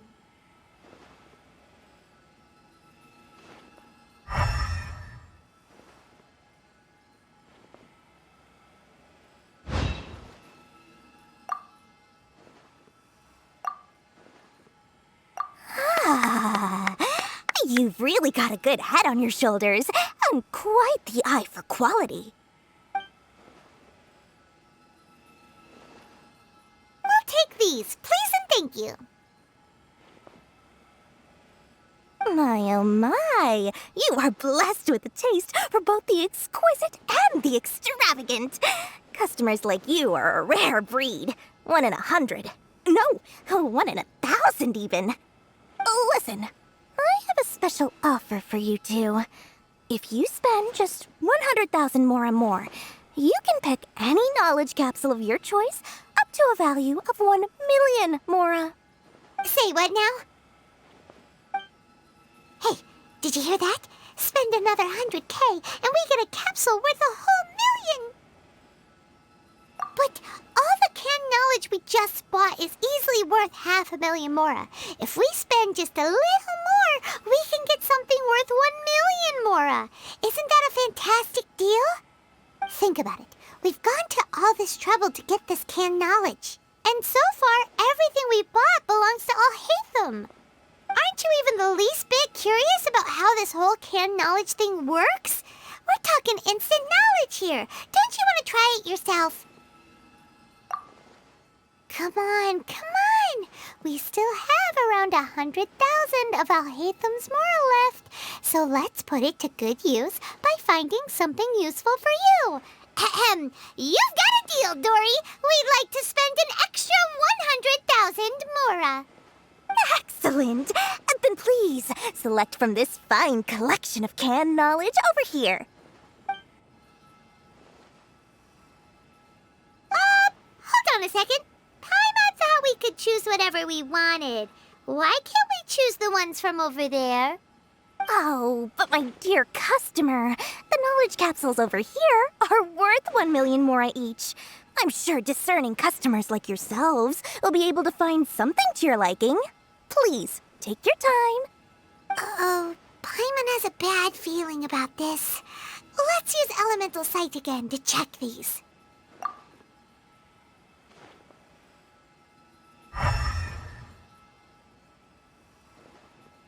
So, what did you see? So, they're all worth about the same amount? Well, anyway, the mora's already been spent, so let's at least try to find something useful. Let Paimon take a look here. An introduction to traditional Sumeru brewing techniques, the art of growing spices, an overview of ancient runes. Oh, how about this one? Sword Fighting Techniques 8. Not sure we'd ever find volumes 1 through 7, but at least this knowledge should be useful, right? Look, Dory, we'll take this one. All right, very good. I'm expecting some new goods in the next couple days, so be sure to check back again soon. Whether it's canned knowledge or anything else you need, bring your mora to Dory and doors will open. Our dealings with Dory went smoothly enough. Let's head to Wakala Funduk and meet up with Al-Haytham.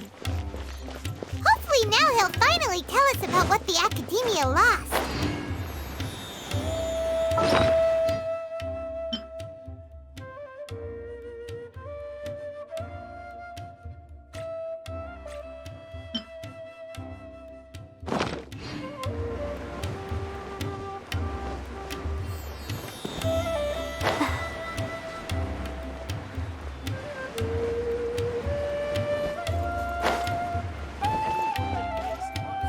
Ha, you two made it. And from the looks on your faces, you were successful. Whoa, there's so many people from the Academia here. Why would you pick this place as our meetup spot? Well, Wikela Funduk is under the Academia's control, so naturally the Academia has people working here. I came to Port Ormos under the pretense of conducting official business. You're a pretty daring guy. Relax. No one here is interested in anything we say, and the Matcha won't come here.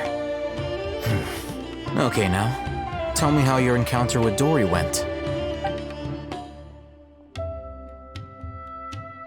Okay, we did what you asked. So, can you tell us about the knowledge capsule that the Academia lost now? Before that, I have to ask, why are you two so intent on tracking it down? You don't have to answer, of course. Yeah, she just wants to meet the God of Wisdom and ask her about something important. We've been in Sumeru for a while now, but we still haven't found a way. When we heard that the Academia had lost something that might be related to the gods, we came here in case it turned out to be our lucky break. In that case, you're on the right track.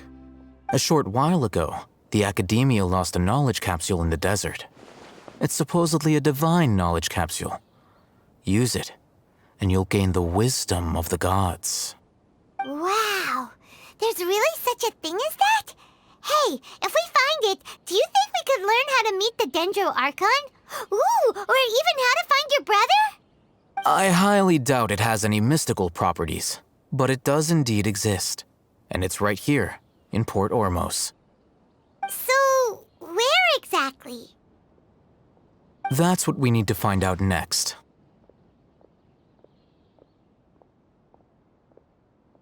I won't deny that. I am investigating because I'm curious as to what the divine knowledge capsule truly is. As you know, the Eremites in Port Ormos also have their eyes on it. It is an extremely precious item. The knowledge contained within may bring great power or wealth to whoever has it in their possession. Several brigades have been vying for ownership of it as of late, but there is still no victor. My personal finances and connections cannot compete with those of the Eremites. After attempting various methods, I finally managed to reach a tentative agreement with several brigades. I agreed to forego ownership of the divine knowledge capsule in exchange for the opportunity to study it. After all, there's no harm in understanding what it is. However, there are those who are less amenable to negotiation, such as those from Ain al-Ahmar. They adamantly believe that the divine knowledge capsule contains the Scarlet King's power, and that he will return to this world when they obtain it. They refuse to let anyone from the Academia tarnish their deity's soul. So you kept hounding them because they refused to cooperate with you? Yes. Ain al-Ahmar isn't exactly wealthy, but its members are determined to get that capsule by any means necessary. To that end, they've resorted to many methods more foul than fair in order to amass sufficient funds. So, I've been sabotaging their business to force them into negotiating with me. The Divine Knowledge Capsule should be up for a secret auction within the next few days. Each brigade will place their own bid, and the prize will be covertly given to the winner. To ensure the capsule's security and to evade the Matra's notice, the winning brigade will not publicly disclose their victory. Unless I know whose hands the Divine Knowledge Capsule ends up in, my agreements with them will fall through. Dory is the most reliable source of information, but that avenue was previously closed to me. With you on board now, the situation is different. In other words, you wanted us to befriend Dory so you could find out where the Divine Knowledge Capsule is. Yes, you can say that. But this arrangement harms none of us. The day after tomorrow, go back to Dory and try to purchase information on the Divine Knowledge Capsule's whereabouts. If she has no information, wait 2 days and approach her again. If I get the opportunity to study the Divine Knowledge Capsule, I will relay my findings to you. Will that suffice as compensation? Okay, then we'll meet up in 2 days. Alhaitham, before you go, we actually bought a knowledge capsule for ourselves, but we're not sure how to use it. You two want to try using a knowledge capsule? Sure, I can teach you. Doing so right under the Academia's nose is a bit problematic, though. What do you say we head to the outskirts of town?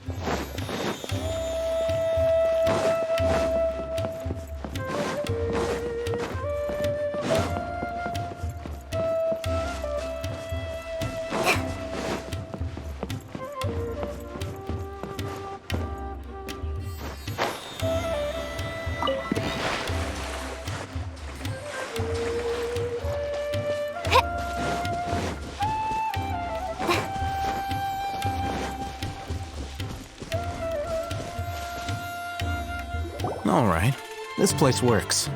Show me the capsule you purchased. Here. Sword Fighting Techniques 8. A combat class knowledge capsule. This class is something of a rare find these days, since most have been taken by the Eremites to augment their battle capabilities. Really? Ah, yeah, what a great buy! If you want to determine the efficacy of this capsule, I can evaluate your combat ability. However, effects will likely be minimal if you already possess a high amount of strength. We can conduct a controlled experiment where you fight 2 battles, one before using this knowledge capsule and one after. While you fight, we can use an Akasha terminal to monitor your various physical parameters. There may be variances in your physical strength between the 2 tests, as well as a disparity in your opponent's abilities. But don't worry, I'll run statistical analyses afterward to mitigate any confounding effects. Wow! Alhaitham! You must have been one of those guys at the Academia who got top grades on everything. Paimon's curious about something, though. You definitely weren't one of those students who needed canned knowledge to graduate from the Academia, right? So why are you risking getting caught by the Matra for this capsule? When you are unable to understand a researcher's actions, most cases can be attributed to curiosity. This is but one theory. Sounds like you're trying to avoid the question. All right, let's begin the test. Just fight as you normally do.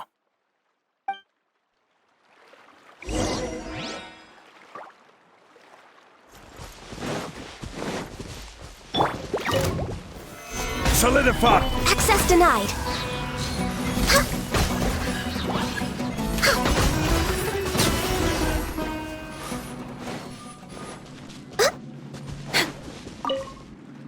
All right.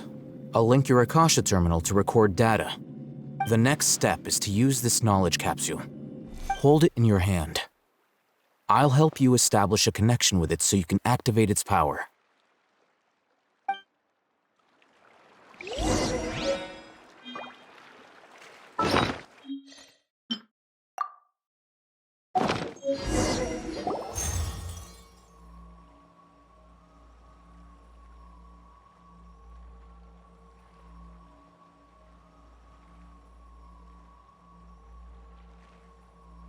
Hey, how are you feeling?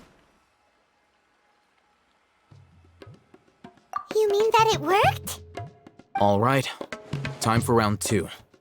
Fight with the same composure as before. Gather!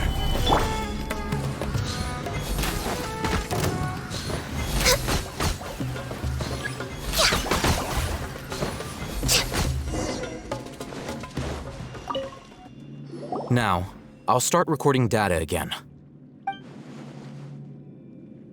Oh, Hatham, how's it going? Well, the knowledge capsule you purchased did improve her combat capability. During the second fight, her overall fighting performance increased by 0.073%. Wait, how much?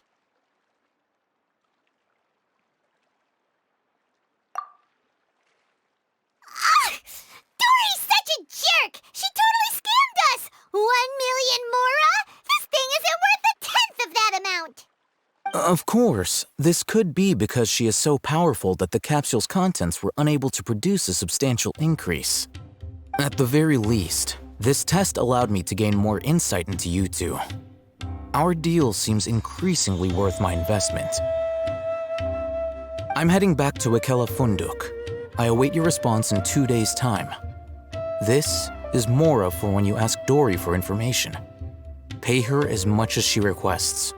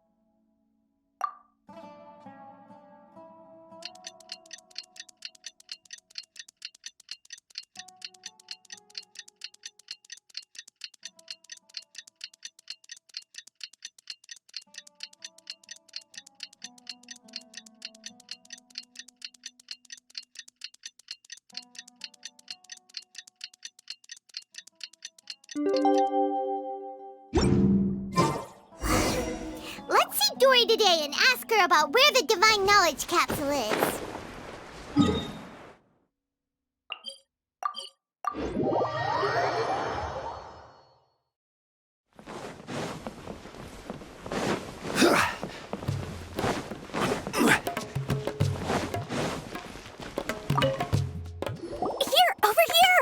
Welcome back, my loyal patrons.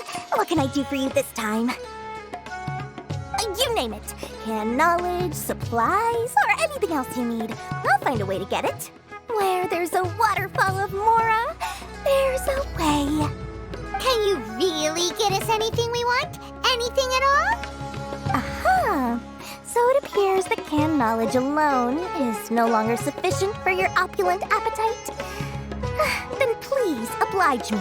Tell me what you have in mind. Oh!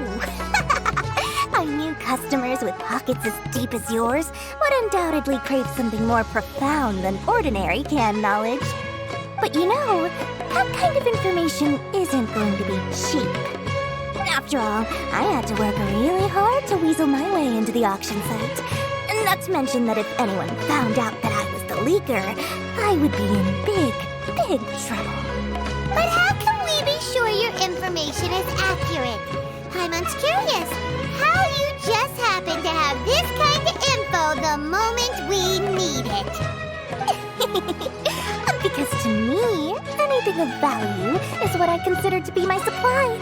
Therefore, I must always be aware of what's hot on the market in order to secure more sales. As for the information's authenticity, well, you've no need to worry about that. I used a camera to take a picture of the transaction. That way, no one can dispute it. It's always a pleasure doing business with such sterling patrons. Now that you've paid in full, here's the scoop. The Divine Knowledge Capsule was purchased yesterday by a certain Misery, the leader of Ain el Ahmar. Ain el Ahmar? You mean the Eremites who worship the Scarlet King?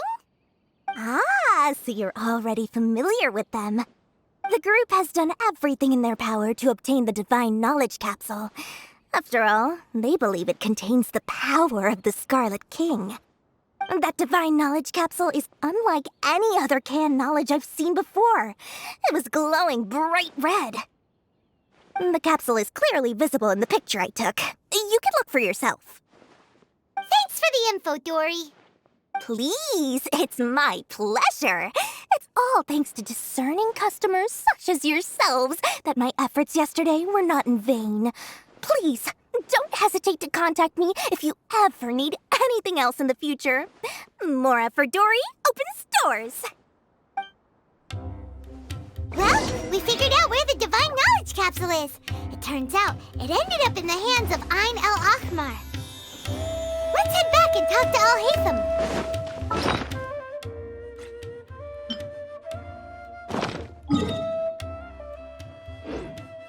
True history is sometimes even more.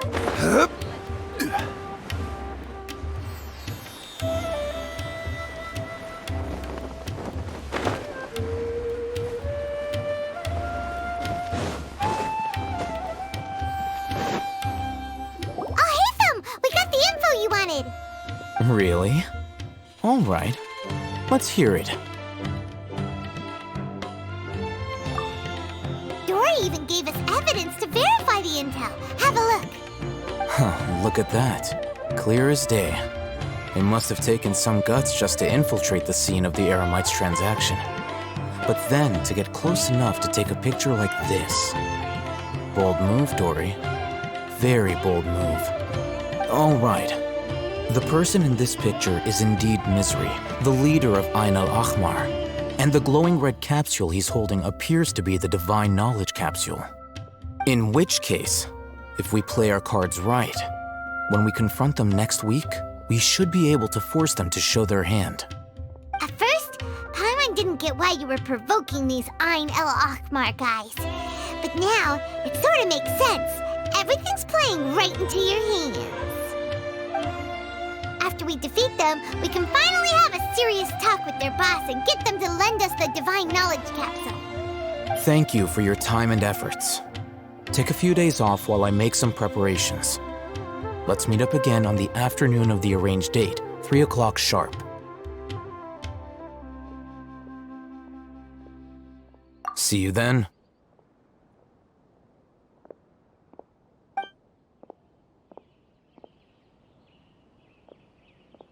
Al-Haytham sure is taking his time. Where could he be? Oh, there he is. Sorry to keep you waiting. Let's head to the pier in front of Pharos Lighthouse. Yep, let's go.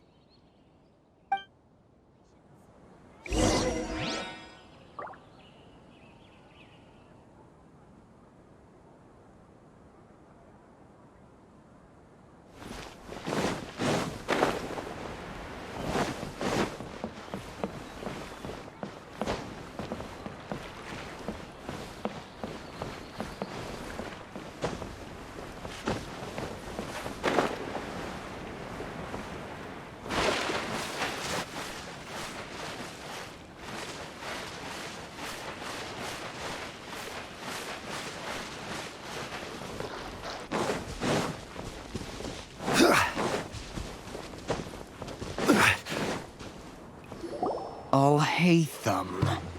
I knew you were crazy, but I didn't know you were crazy enough to actually show up. It was I who demanded that these negotiations take place. I was more worried that you might go back on your promise. But to your credit, it appears that you're sticking to your word. This is turning into quite an occasion. I also brought some backup. I assume you don't mind. Backup? Aren't you the brat from the restaurant the other day? You've come to support this lunatic because he helped you out? Fine, your funeral. I'm not going to mince my words. Once we're done with you, you'll be nothing more than fish food. Get 'em, boys!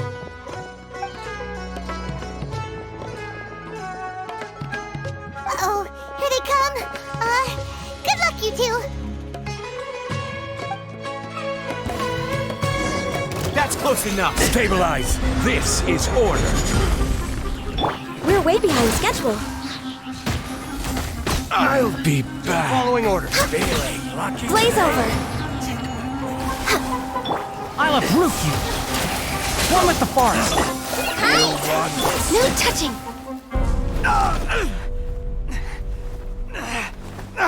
Academia scum!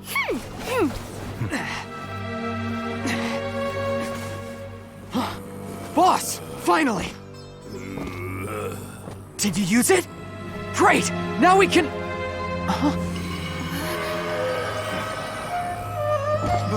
Boss? Boss!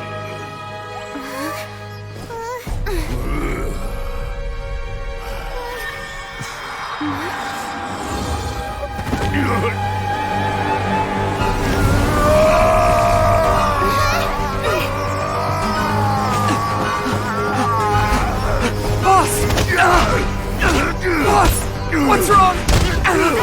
What happened to him? We have to cut his Akasha connection, now.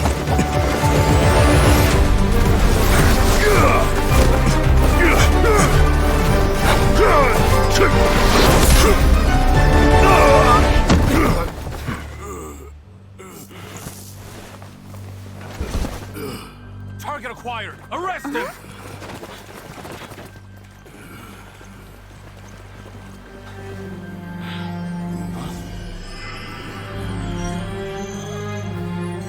Do not impede our work. Is that understood, Al-Haytham?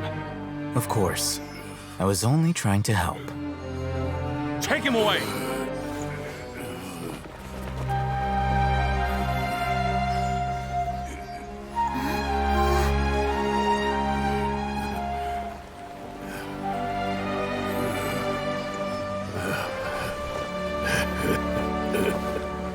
World, forget me.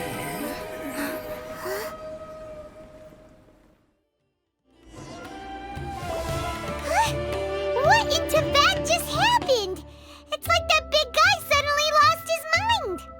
It looks like he used the Divine Knowledge Capsule. You mean the Divine Knowledge Capsule did that to him?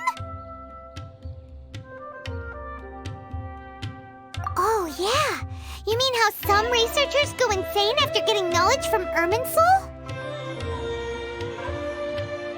I've heard of numerous incidents of researchers in Satyavada life going insane. The state that man is now in suggests that this is a similar situation. This Divine Knowledge Capsule does appear to be linked to the gods, but beyond that, it doesn't seem anything like the rumors suggest. Possessing it doesn't grant you divine wisdom or power. Did you hear what he said? World, forget me. What could that possibly mean?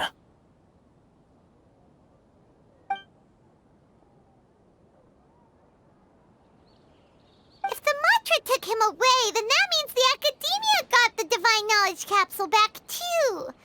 What a shame. We were so close. Still, Paimon didn't expect the Divine Knowledge Capsule would be so dangerous. Imagine if we tried to open it. Oh, who knows what would have happened to us? As things stand, there is no reason for me to remain in Port Ormos. I believe our collaboration has also reached its end. Oh, we were so busy trying to find the Divine Knowledge Capsule that Paimon forgot to ask you something. Since you're a member of the Academia, do you have any idea how we can go about meeting Lesser Lord Kusanali? Truthfully, I don't. Lesser Lord Kusanali appears to exist outside of Sumeru's entire administration. Most of the time, you wouldn't know she exists at all. Moreover, since the Academia possesses the Akasha, a symbol of our deity's wisdom, scholars have no reason to desire to make contact with the deity herself anyway. Everything about Lesser Lord Kusanali is such a mystery! I'm heading back to the Academia. How about you two? It's almost the day of the Sub-Zero's festival. Maybe we should head back too. We've been rushed off our feet over the past few days, so maybe a little rest and relaxation will do us good. Then we'll part ways here, Al-Haytham, until we meet again.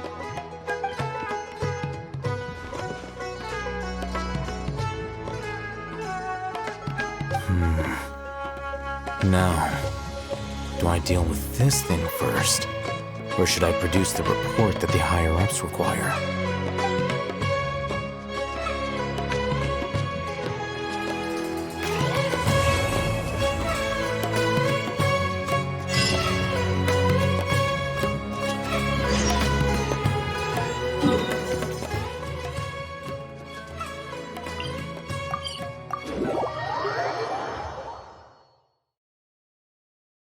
We didn't miss the Sumeru's festival, right? Let's hurry and find Dunyarzad. Paimon thinks she must be around the Grand Bazaar, since she showed us around there last time.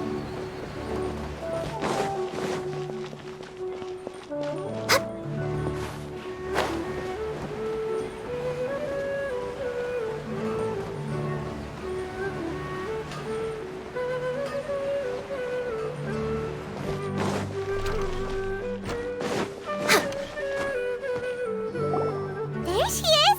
Dunyarzad, we're back! Just as promised, Traveler and Paimon. I'm so glad that you two came back to celebrate Lesser Lord Kusanali's birthday.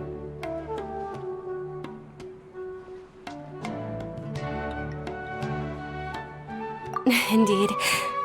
The festival's tomorrow. We've been preparing for so long that I can't help but feel a little nervous. There's no need to be nervous. Paimon's sure that Lesser Lord Kusanali will feel everyone's gratitude. Thanks, Paimon.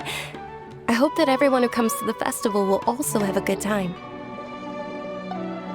Speaking of which, did you manage to make your way to Port Ormos? Discover anything over there? Of course we went. A lot of things happened there.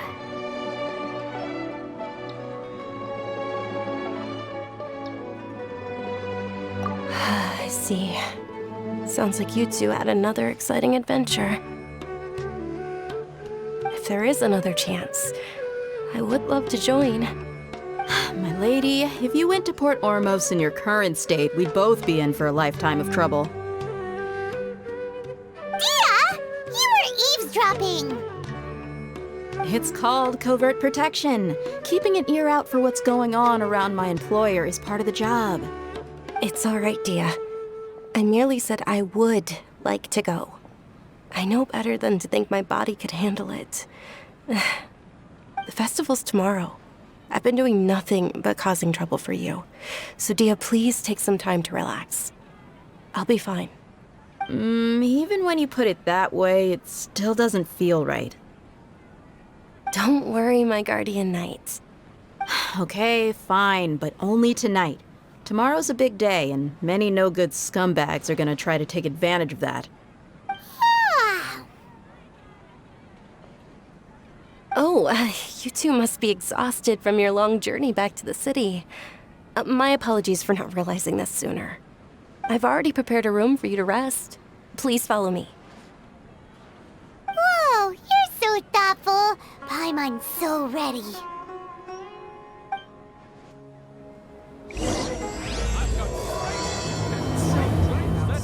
Everyone can enjoy.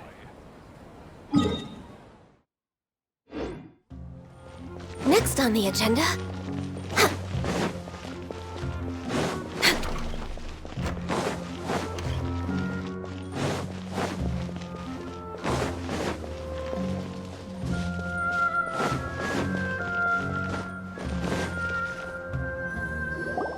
Here we are. It's also fairly close to where I've been staying. It looks really nice.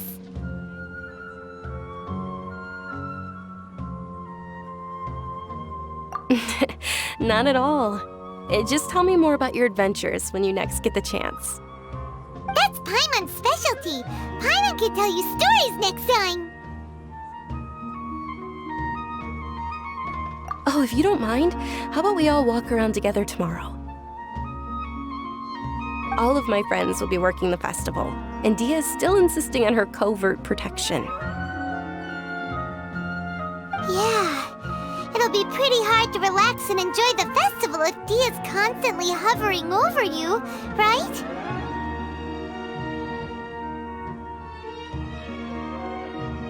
Then let's meet at the nearby bazaar first thing tomorrow morning. Have a great night. I may be too excited to fall asleep tonight. See you tomorrow. Paimon started to really look forward to the Sumeru festival too. Will there be lots of yummy food? Oh no. Thinking about food is just gonna keep Paimon up all night. The earlier we sleep, the better. Let's go inside, Traveler.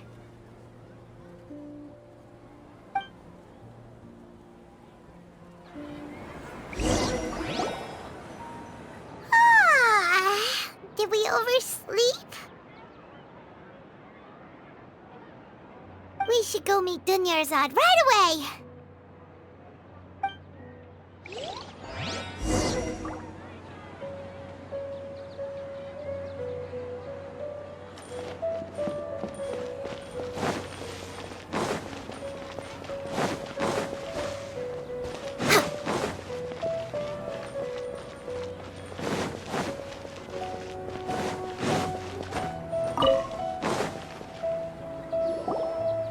Traveler, Paimon, I've been waiting for you two. Good morning, Dunyarzad. We must have overslept a little bit. Not at all. I arrived early. Today is finally here. I must cherish every moment as if it were gold. You've worked so hard for this day. You gotta enjoy it to the fullest. You know it. It's just that, as expected, I had some trouble falling asleep last night. I'm hoping my body won't be too much of an issue well, shall we? Let's start with the stalls over there. Many vendors came out of the blue to support the event, and they insisted on covering costs themselves. Let's go give them some business. They paid for everything out of pocket? Oh, sounds like they're not in this just for the Mora. They all said that contributing to a lively festival atmosphere is more important than money. Especially since we don't often get to celebrate Lesser Lord Kusanali's birthday. Ooh, they're selling food over that way! Let's go take a look!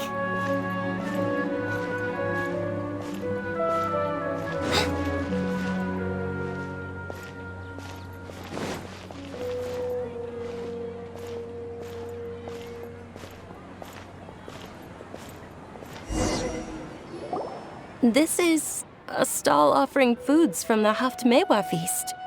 Oh, you could tell straight away. I thought most people nowadays wouldn't know. Mushrooms, flowers, and all kind of fruit? It's all vegetarian stuff. Oh, Paimon's a little disappointed. So, what's the Haftmewa feast you mentioned just now? It's another Sabzerus festival tradition. People used to set their tables with 7 different foods. Generally speaking, the most common selections were foods like Rukushifa mushrooms, lunar lotuses, Sumeru roses, sunsetias, kapulatas, hara fruits, and zaytun peaches. So, the Sumeru festival is a vegetarian holiday? You don't have to be a vegetarian to enjoy the spread. We just use the 7 foods to symbolize the 7 virtues of the Dendro Archon. Wait, but if that's the case, if Sumeru uses vegetarian food to represent the Dendro Archon, then wouldn't the Pyro Archon's festival be full of food like roasted fowl, juicy meatballs, grilled steak? Oh, Traveler, we have to go to Natlan as soon as possible! I hope your wish comes true one day, Paimon.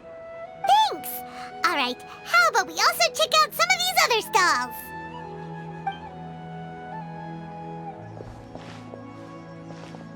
Dear customers, would you like to try your hand at alchemical divination? What's alchemical divination? Those two things sound like they'd be fun to try together. Right? I thought the same when I first heard about it. It is said to be a mysterious craft invented by none other than Lesser Lord Kusanali herself. So, how does it work? It's quite simple. After you give me any 2 alchemical reagents, I'll use them to perform a random transmutation. Sure sounds random. So random that it will probably fail. That is precisely what we need. After the transmutation fails, your one and only diviner here will interpret the remnants. Well, according to Lesser Lord Kusanali, everything is interconnected, and all that occurs can be traced back to fate. You could say this is a pearl of old wisdom. Why does everything sound so much more credible when Dunyarzad says it? Are you guys working together? So that's the true wisdom behind it. This young lady sure knows her stuff. So, how about it? Want to give it a try?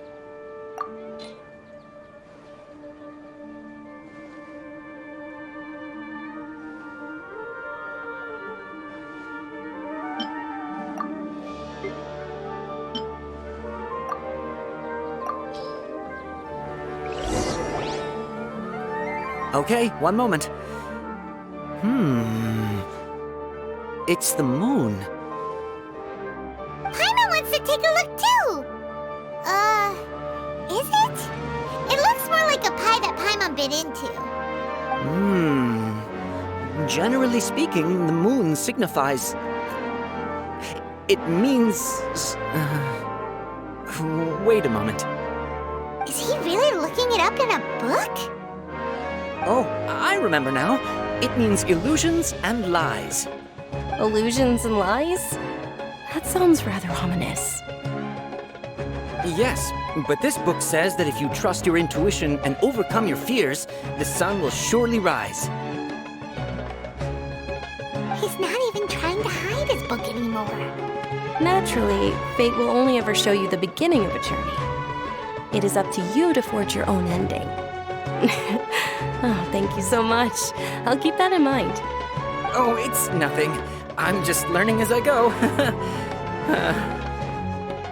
Guess that was still pretty interesting.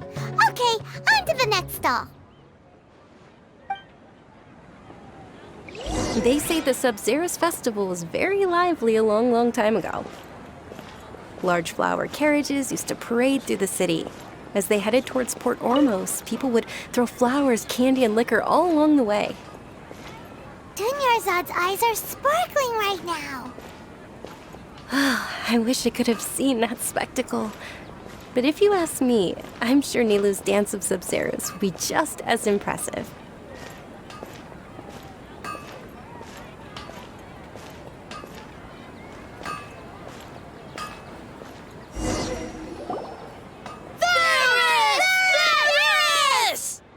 Attention! Soldiers, fall into formation if you want any Yalda candies.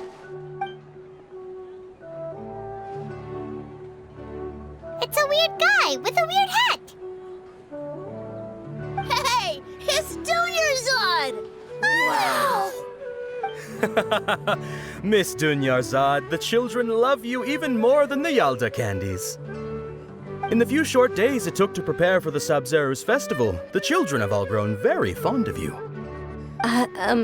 The Hallowed Knight of Flowers. It's an honor that you know my name. Attention! In the name of Ferris, the Knight of Flowers, I commend you on your contributions to the glorious Sub-Zerus festival. All right, little soldiers. Take your Yalda candies and don't forget your loyalty to Lesser Lord Kusanali. Dismissed!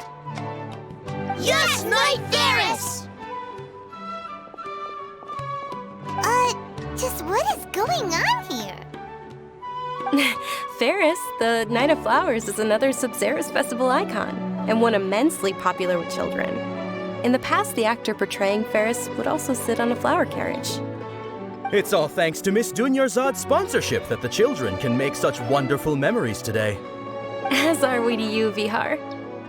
Oh, not at all. Oh, speaking of tradition, do you want some Yalda candies? They're a festival staple, and I happen to have some boxes readied here. Take a look and pick whichever one you want. Whichever one? Don't these boxes all look the same? That is the fun part. Each box contains a random flavor. It's up to the luck of the draw. Flavors include lavender melon, hara fruit, sunsetia. Ooh, those all sound pretty good. And there's also lizard tail and oni kabuto. Huh? What's up with those two flavors? Oni kabuto is a little spicier than lizard tail. Dunyarzad, you tried them before?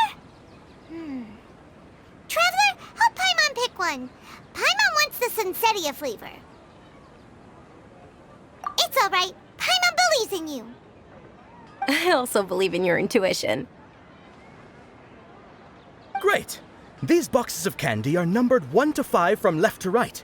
Which one do you want?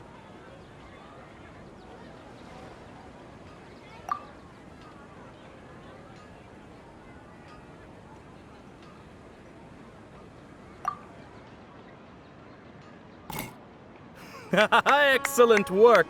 That is indeed Sunsettia. Paimon bet you survived so many epic battles because you had incredible luck, and Paimon was right! Attention! Here's your Sunsettia flavored candy.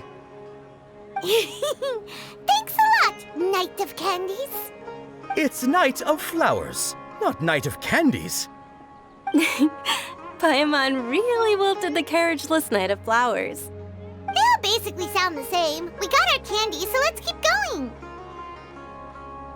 Oh, actually, I just remembered that I left something behind. Since you're here, can you come with me to get it?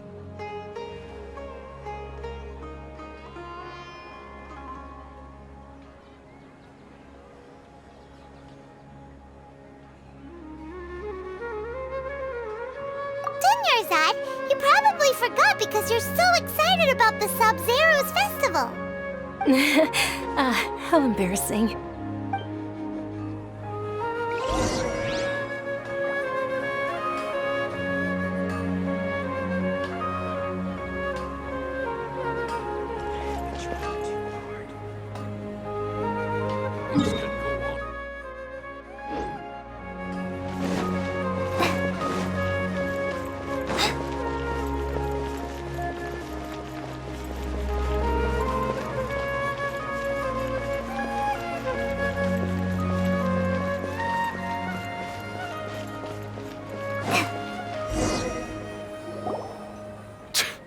We're too late. Who knew the little lady was such an early riser? I know, right? Hey, wait a minute. Boss, isn't that her? Oh, that most certainly is. We're in luck. She's walking right into our clutches. Those Eremites don't look like they're up to any good. Who are you? I don't believe the Homayanis hired you. That's right. We haven't received any of their mora, but I wonder how much the Homayanis would shell out to get you back. They're a gang of kidnappers! Traveler, hurry and protect Dunyarzad! Hey, did you scumbags even consider that the Homayanis might have hired a merc that outclasses you? You're... Dia! Dia the Flame Mane! No wonder we mercs haven't heard anything about you for so long. You sold your unruly mane to the highest bidder. Don't speak so disrespectfully. My family started working with her as gratitude for her past kindness to us. Don't worry about it, my lady. Just some friendly banter between mercs. One punch and those rabid dogs will expose themselves for what they really are. Aren't your claws all dull by now? Don't get too cocky!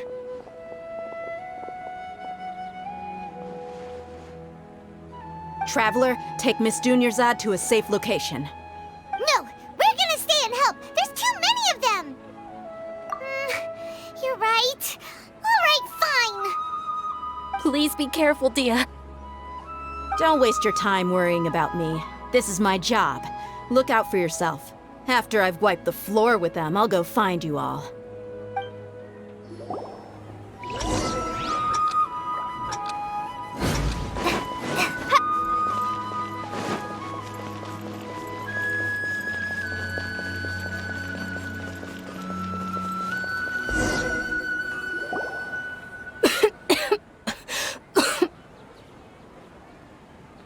Dunyarzad, are you okay? You look a little pale. Are you in shock? I'm fine. My body always reacts like this whenever I exert myself too much. You sure you're okay? I'll be fine after some rest. I'm more worried about Dia. After all, none of this would have happened if I hadn't insisted on coming out today. Yeah, Don't worry.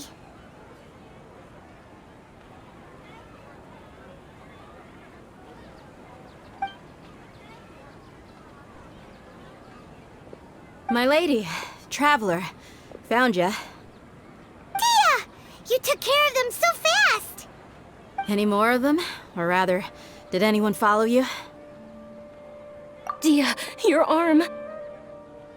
Oh, this? I'm fine. It's just a scratch. Normally, they wouldn't have been able to land a hit on me at all, but I'm still getting used to this new greatsword.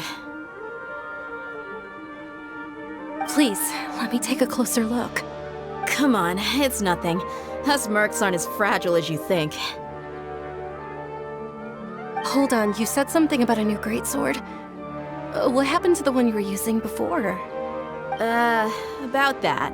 Well, I sold it, because I was low on Mora. Stuff like this happens every now and then. It can't be. The anonymous donation that was used for the venue's final round of preparations?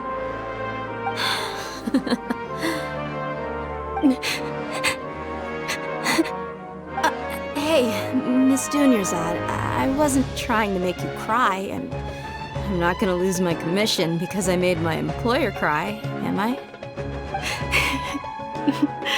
Okay, making your employer cry won't affect your commission, but selling your weapon without permission and getting hurt? I'll have to reevaluate your performance.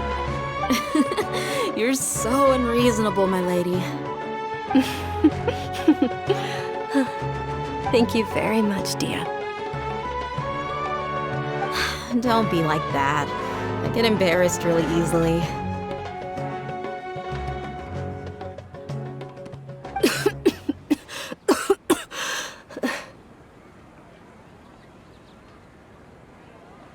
Are you feeling unwell again, Dunyarzad? My lady, your condition. Traveler, can you take her somewhere to rest? I'll look around the area to make sure we're safe from an ambush. Truly, I'm sorry for the trouble, everyone.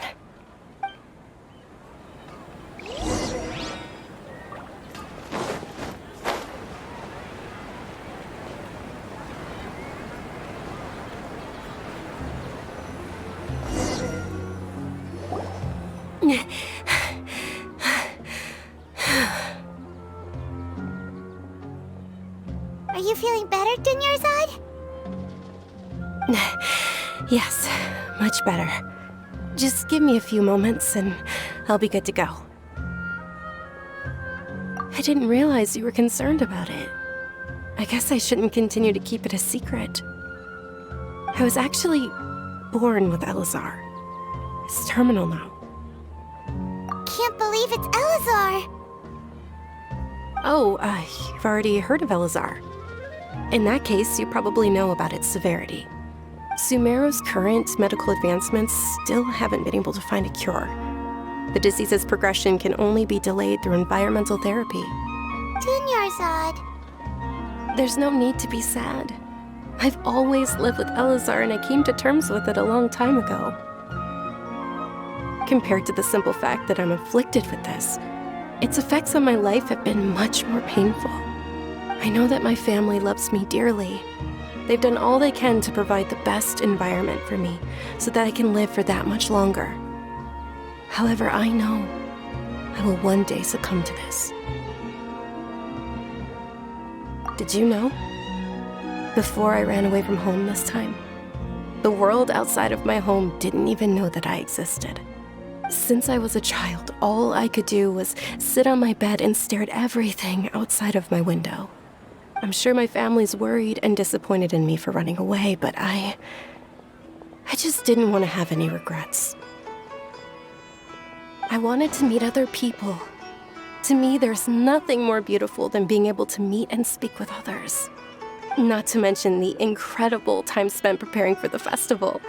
The joy on everyone's faces here, and all the support I've received from friends like Dia. This way, when my final day does arrive, it will be less sorrowful. At the very least, many people will remember that I once existed in this world, right?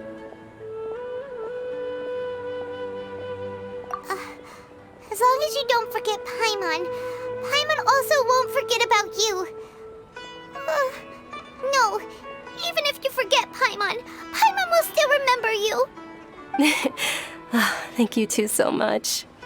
I apologize for the depressing conversation. This is out of character for me. To be honest, Lesser Lord Kusanali gave me the courage to do all of this. If it weren't for her encouragement, I wouldn't have taken that first step. Thanks. There will always be frustrations in life, but I know that the point of living is not to leave behind any regrets. Oh, right. Isn't it almost time? Huh? Almost time for what? Isn't the Dance of Sub-Zeros about to begin? It's the part of the festival that I've been looking forward to the most. Nilu will recreate that legendary scene with her most splendid dancing. And the Sub-Zeros festival will conclude amid everyone's applause and blessings. And with that, my wish will also... Then what are we waiting for? Let's go to the stage! Yeah, we should still make it in time.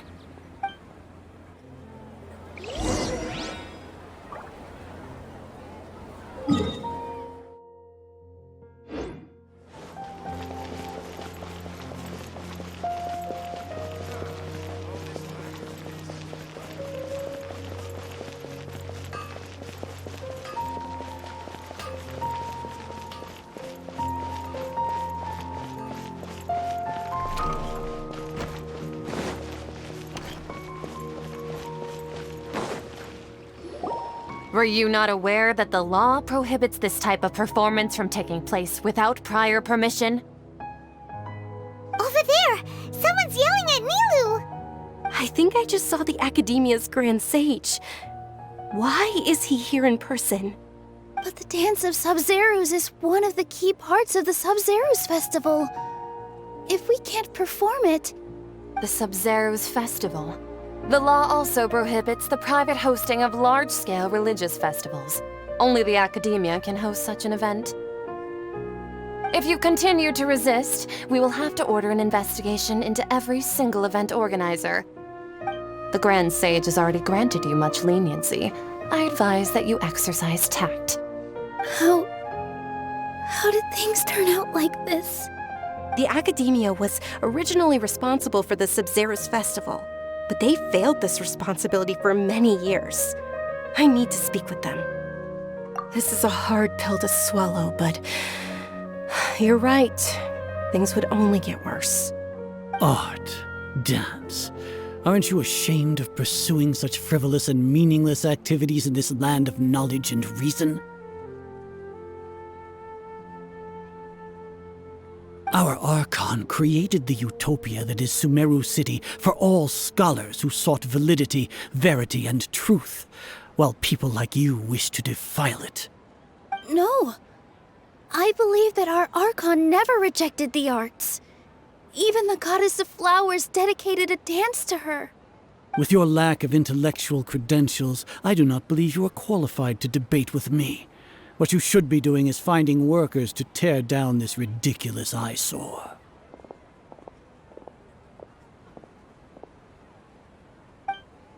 When we return, have the scribe draft an ordinance before the next Nyagarbha Day that prohibits public art performances. We will announce it to the public later via the Akasha. Understood. I will inform him when I return.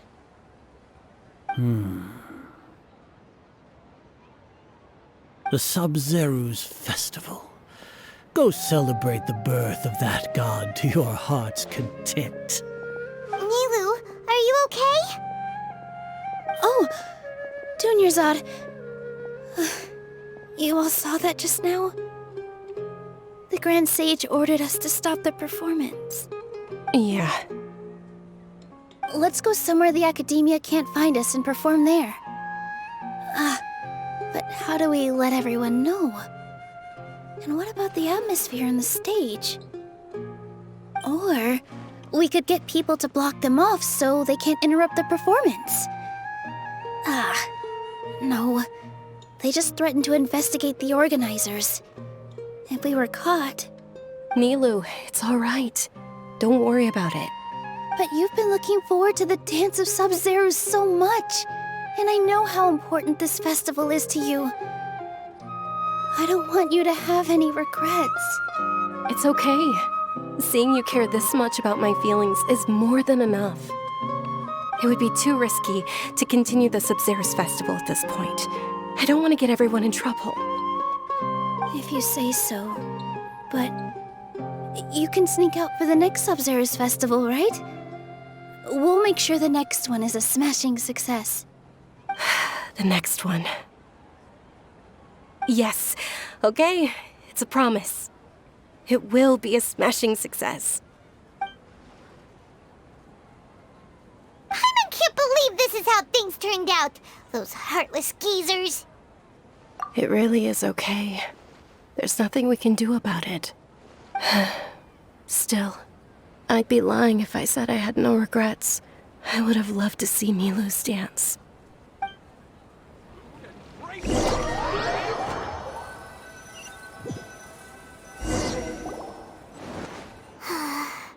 A lot happened today. It's a shame the festival ended the way it did. Nilo and Dunyarzad promised to make the next Sub-Zerus festival a success, but Dunyarzad is running out of time.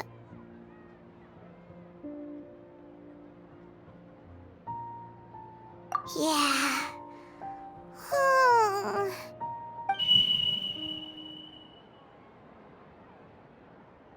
All connections have been secured to construct the most stable framework possible. The project has entered its most critical phase. Power has begun to flow from...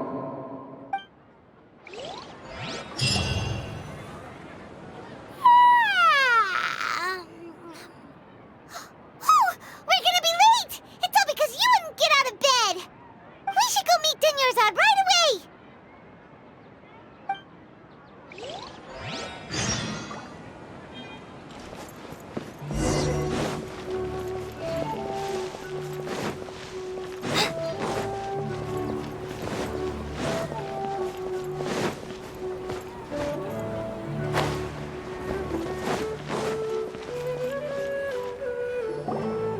Good morning, Dunyarzad. Sorry we're late. Not at all. I arrived early. You seem kinda tired. Did you not get enough sleep? I'm doing well. There's no need to worry. Shall we go? Let's start with the stalls over there. Sure! Traveler? Why are you just standing there? Let's get going!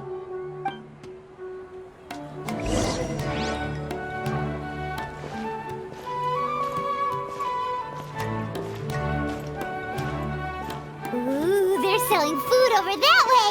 Let's go take a look!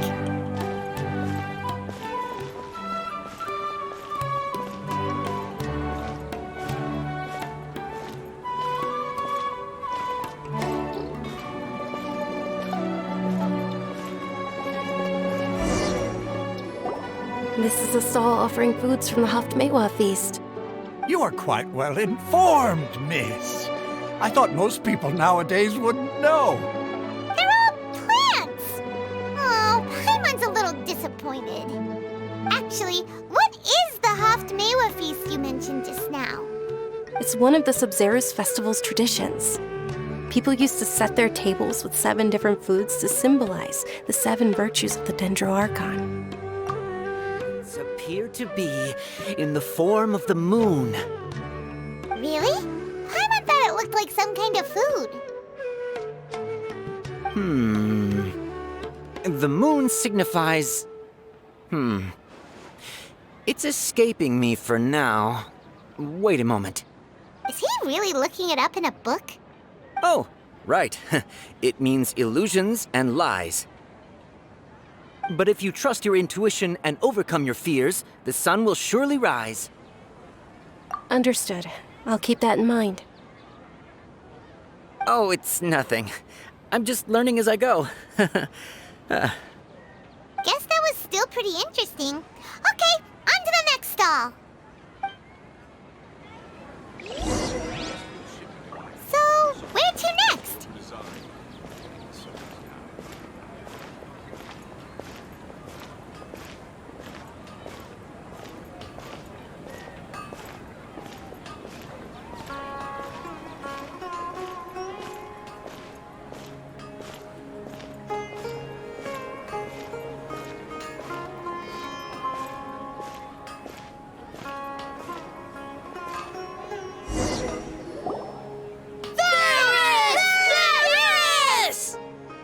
right, soldiers. Now that you have your Yalda candies, don't forget your loyalty to Lesser Lord Kusanali. Dismissed! Yes, Knight Varys! What's going on? Is this a play? Ferris, the Knight of Flowers, is another Sabzeruz festival icon and one immensely popular with children. It's all thanks to Miss Dunyarzad's sponsorship that the children can meet the Knight of Flowers. Oh, do you want some Yalda candies? I happen to have some boxes readied here. Take a look and pick whichever one you want. What's to pick? Don't these boxes all look the same? It's not that simple. Each box contains a random flavor. It's up to the luck of the draw. Flavors include lavender melon, hara fruit, sunsetia. Ooh, how interesting! And there's also lizard tail and oni kabuto. Ugh, why do those flavors even exist? Traveler, help Paimon pick one. Paimon wants to eat the sunsetia flavor. Great! These boxes of candy are numbered 1 to 5 from left to right. Which one do you want?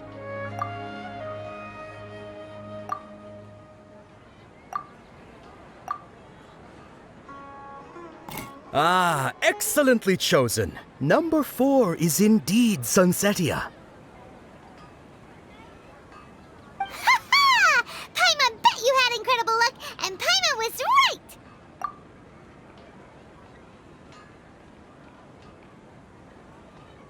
Huh?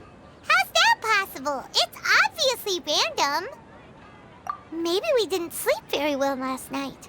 Or maybe we slept too much. Oh, sure.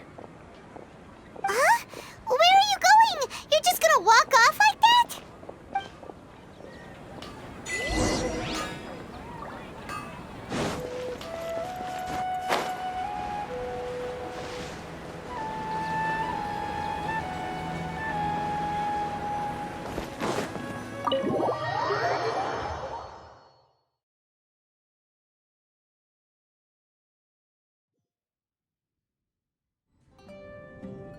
A feeling of deja vu? Oh, Paimon knows what that is. It's when you feel like you've already experienced whatever is going on. In that case, Paimon also felt something like that today. But that's just our brains playing tricks on us, isn't it? So why'd you run here in such a hurry? So that's it! You're intentionally doing things you usually wouldn't and seeing if you still get that same feeling of deja vu. Welcome, you two. Are you here for lunch? What would you like to eat? Got it. You don't look like you're from these parts, but I gotta say, you've got good taste. I'll give this order to the kitchen. Coconut charcoal cake? Isn't it that burned thing that didn't look tasty at all? Oh, Paimon understands what you're trying to do now. You'd never normally order something like this.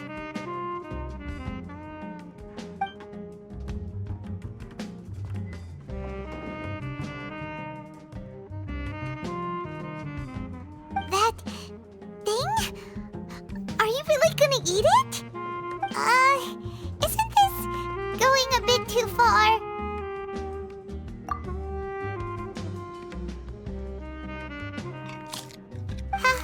How was it? The look on your face is telling Paimon that it tasted awful. Then, you mean... That's impossible! We were just talking about how gross it looked! So, would this be a case of taste bud deja vu? Paimon also gets the impression that we've been here many times, even though we aren't regulars. How about we go out again and try something else?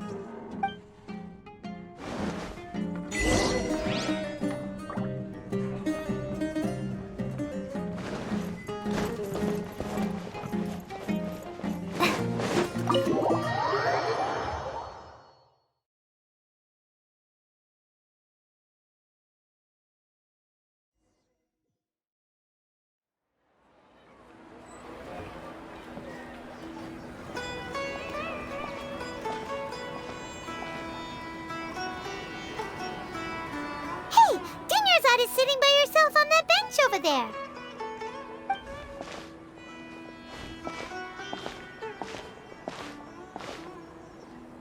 What a coincidence, Dunyarzad.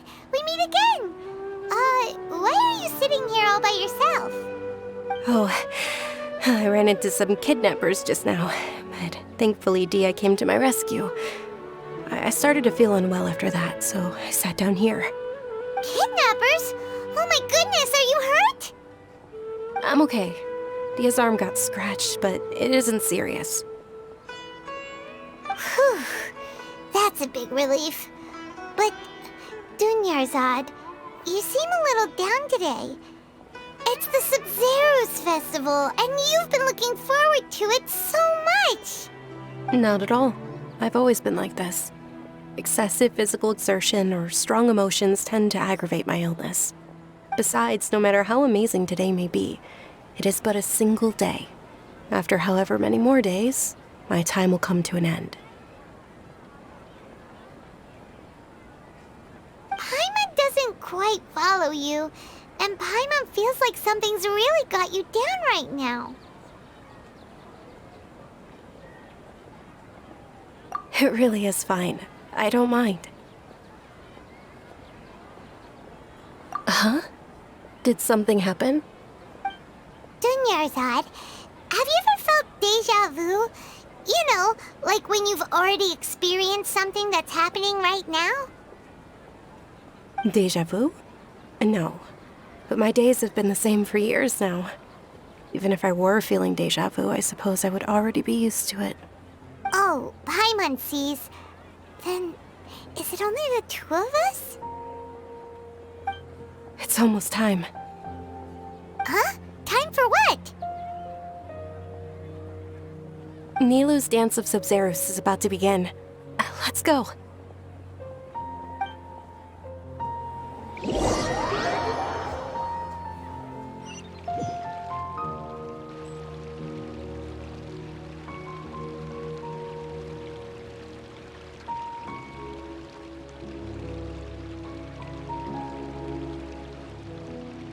With your lack of intellectual credentials, I do not believe you are qualified to debate with me. What you should be doing is finding workers to tear down this ridiculous eyesore. When we return, have the scribe draft an ordinance before the next Nyagarbaha Day that prohibits public art performances. We will publicly announce it later through the Akasha. Understood. I will inform him when I return. The Sub-Zero's festival. Go celebrate the birth of that god to your heart's content.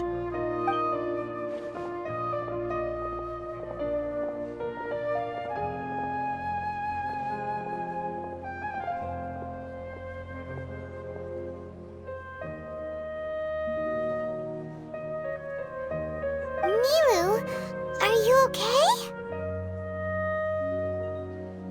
Oh, Dunyarzad. The Grand Sage ordered us to stop the performance. It's okay. There's nothing we can do about it. But you've been really looking forward to this. I don't want you to have any regrets. It truly is unfortunate, but I don't want to cause trouble for anyone. Didn't the Grand Sage say that he might investigate the organizers? True, but... well, okay. I'll just have to try again next year. The next festival. I probably won't be around by then. Wait, what did you just say? No, nothing. I'll be heading back to rest. Thank you for your help, everyone. Paimon can't believe what those heartless geezers did! Did Dunyarzad already go back? We should also return and get some sleep. So,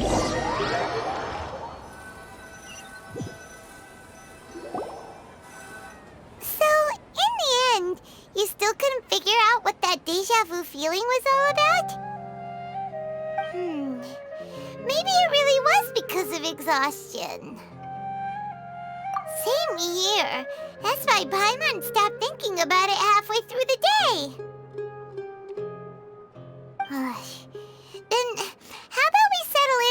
good night's sleep. For now, we can chalk things up to exhaustion. We can do more thinking tomorrow. Observing a modest drop in the output of Jnana energy, but values still remain within normal parameters. Continue to monitor for variances in the data and find the cause as soon as possible.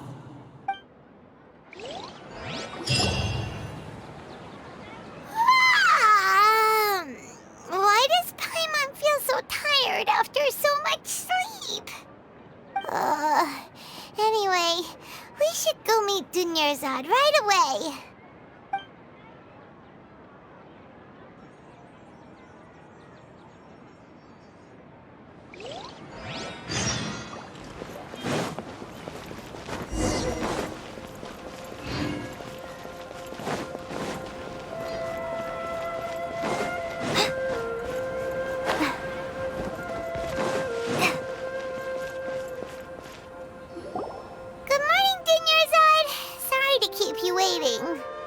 Not at all.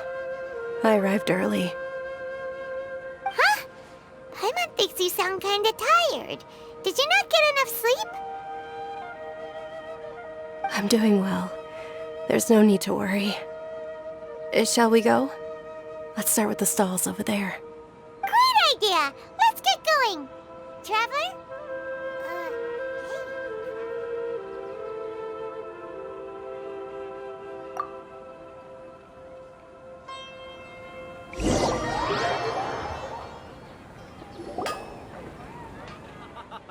It's all thanks to Miss Dunyarzad's sponsorship that the children can enjoy the Sabzeruz festival.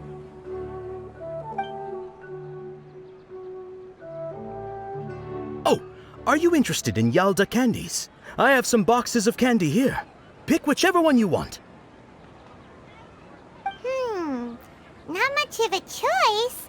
All these boxes look the same. It's not that simple. Each box contains a random flavor. It's up to the luck of the draw. Flavors include lavender melon, hara fruit, sunsetia. They all sound pretty tasty. And there's also lizard tail and oni kabuto. Huh? What were those last two? She'll help me choose. Paimon wants to eat the sunsetia flavor. No problem. These boxes of candy are numbered 1 to 5 from left to right. Which one do you want? Oh, I like your confidence. No hesitation at all. Oh, congratulations! Number 4 is indeed sunsetia.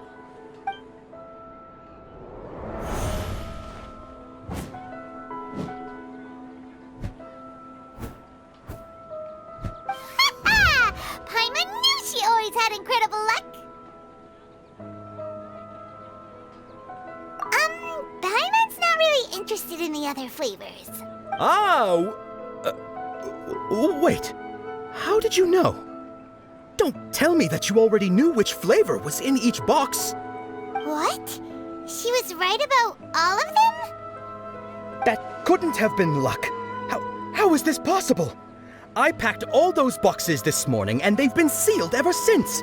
You couldn't have known beforehand. Mind reading? X-ray vision? Or some kind of magic trick? This is way too freaky. Tell us what's going on. Since when did you get superpowers? Traveler?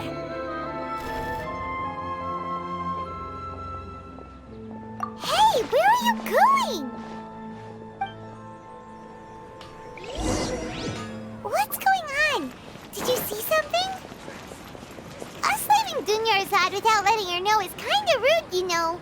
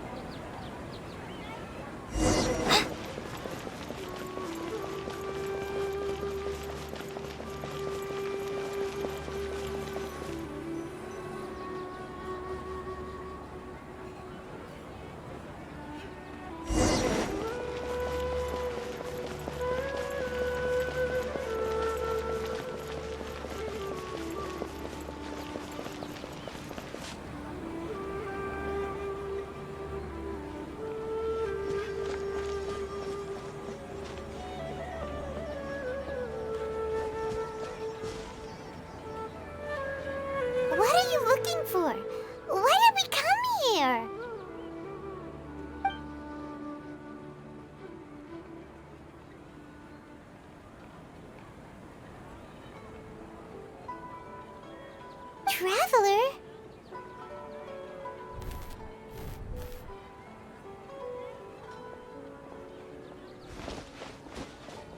That's...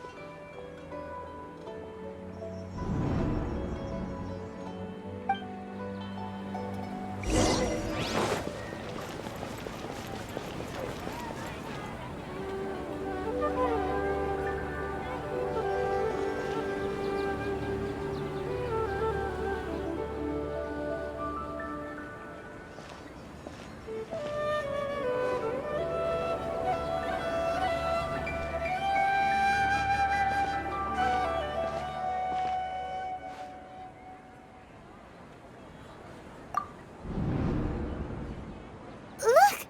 That's... Isn't that Dunyarzad? What's happening here? Why are there 2 Dunyarzads? You already know that this isn't your first Sumeru's festival, don't you? I'm sure you already know how to use this. A knowledge capsule? Where did you get it? What's inside? You should use it too, Paimon. You know Paimon? Well, this seems kinda sketchy, but Paimon feels like this is what we should do.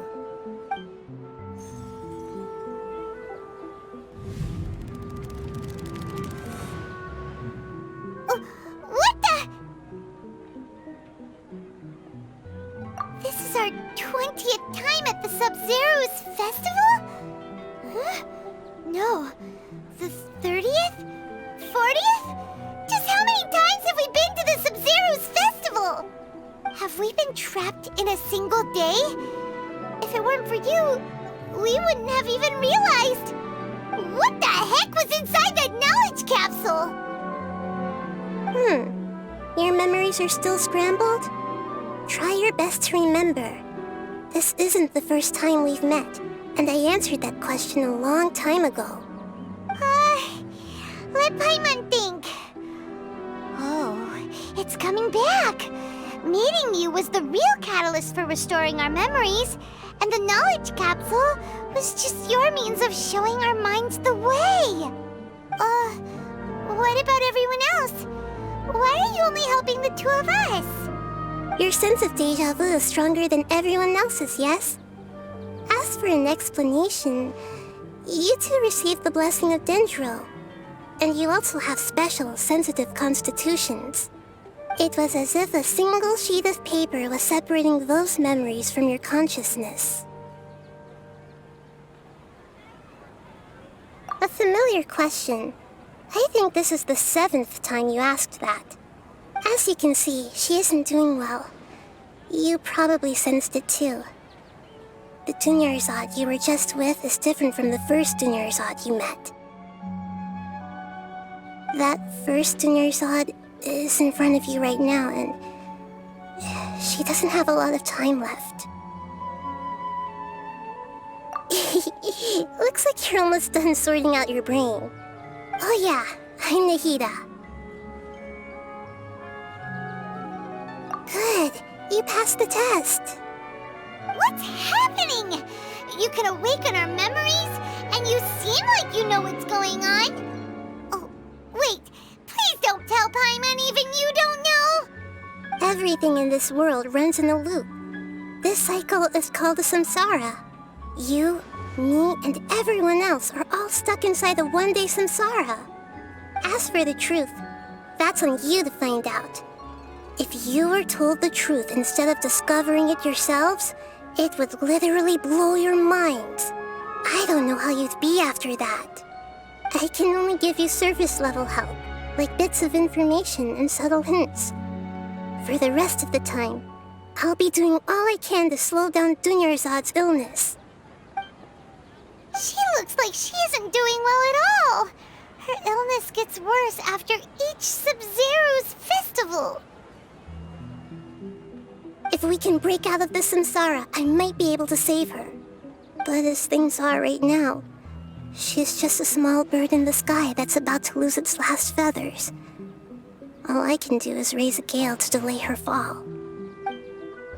You sure love to use weird analogies. Analogies are wonderful tools.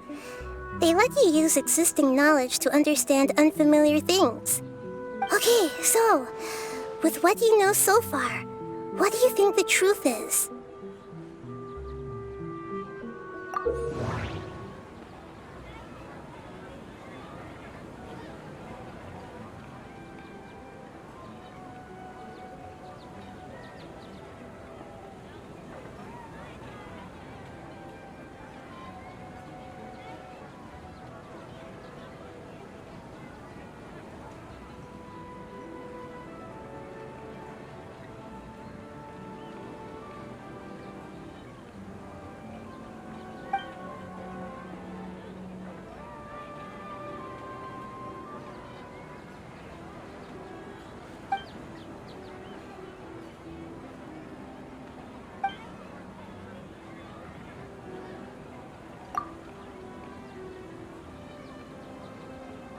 We've already experienced the Sabzeruz festival many times. And the day of the festival seems to be in a perpetual samsara.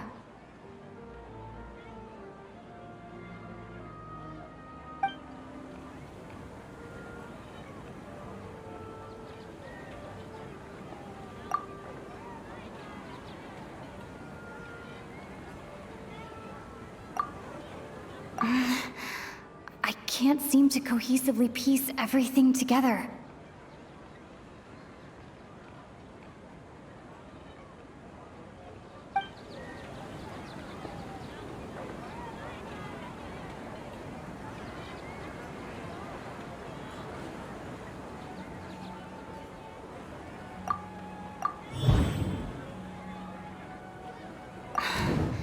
That should be it. The flow of time is endlessly cycling within one single day.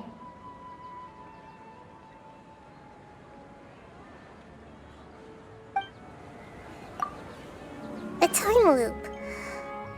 You've given similarly wrong answers in the past. A pity. Still the wrong answer? Paimon thought that made a lot of sense. It feels like time's just repeating itself. A simple time loop can't explain some of the phenomena. You two are still missing a lot of information. Unfortunately, I can't give you any more hints.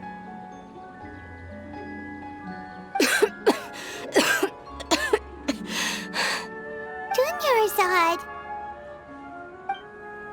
The Sabzeruz festival is happening every day, but that doesn't mean we can waste an infinite amount of them.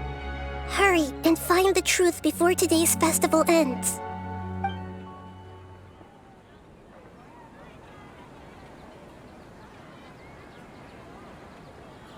Let's think about our current situation. To save Dunyarzad, we have to escape the samsara of the Sabzeruz festival. And to do that, we need to figure out what's happening. The truth. Nahida rejected the idea of a time loop, so we must have missed something, right? Paimon's memories say that we've already done this many times, but let's go talk to people again. It's more productive than sitting here and scratching our heads. Why don't we start with those stall owners?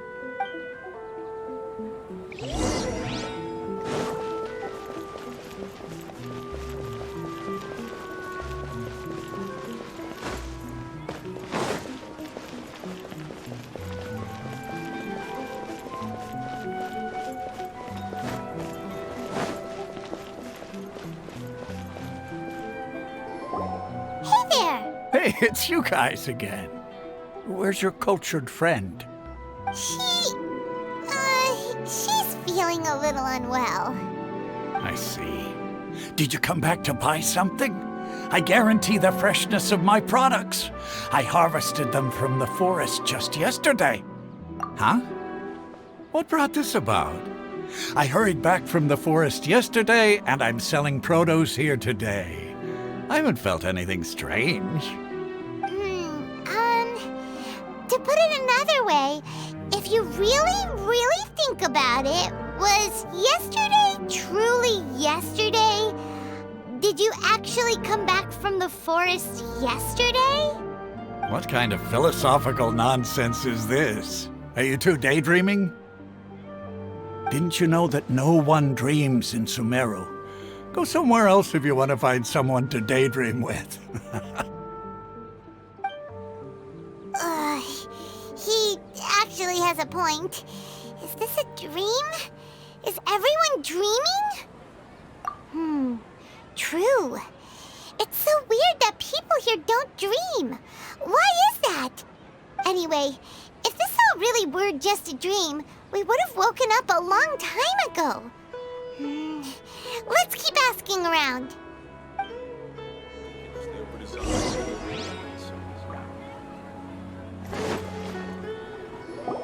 Oh, it's you two.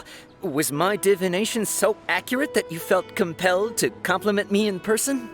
Ooh, I knew it! I told you, the god's divination is highly accurate. You just hadn't fully understood its significance yet. You're really excited about this, huh? That's exactly why we came back. Help us better understand it. Help you better understand it? Well, that isn't exactly what I excel at. So, you're admitting that you don't have a clue? Anyway, what kind of situation did you get into? Huh? Hold on a second. I thought you guys just lost your wallet or fell for a scam. What you just said, are you serious? Does that kind of thing actually happen in real life? Paimon knew you weren't going to believe it. Marvelous. Truly marvelous. I believe you. Recall the interpretation of your divination. The moon, illusions, and lies. It really felt like an omen. When you say it like that, the divination does sound like it's related to what's going on. Can you read any more into it? I believe that the Archon's revelations are never more than vague hints. Anything more specific is beyond the reach of mere mortals. The book only says, if you trust your instincts and overcome your fears, the sun will surely rise. So that's how it is. Looks like fortune-telling is just fortune-telling. It's no good for practical problems. We haven't made any progress. Who else can we talk to? Paimon remembers that we tried talking to her a couple of times, but she always thinks we're playing pranks on her. You think she'll brush us off again? Yeah, if we tap into Dia's strong sense of responsibility as a mercenary, then she'll definitely take us seriously.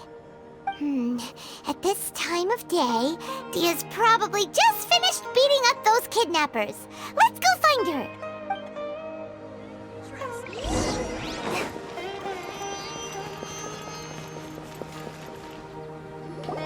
I'm fine, my lady. It's just a scratch. Perfect timing. Both of you are here.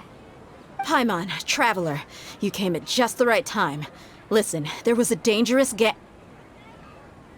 Huh? You saw? Then why didn't you jump in earlier? If someone was protecting Miss Dunyarzad, I could've went all out. Anyway, can you do something for me? You want the Traveler to take Dunyarzad somewhere to rest up while you check to see if there's still any kidnappers around. Did Paimon get that right? How did you know what I was going to say? We need to say something convincing. Dia sold her greatsword to raise additional funds. And then she was injured because she wasn't used to her new weapon. Tell her, Traveler! I didn't tell anyone about that. Including Miss Dunyarzad. You couldn't have known. And just now, you literally took the words right out of my mouth. What's going on? All right, so this is the situation.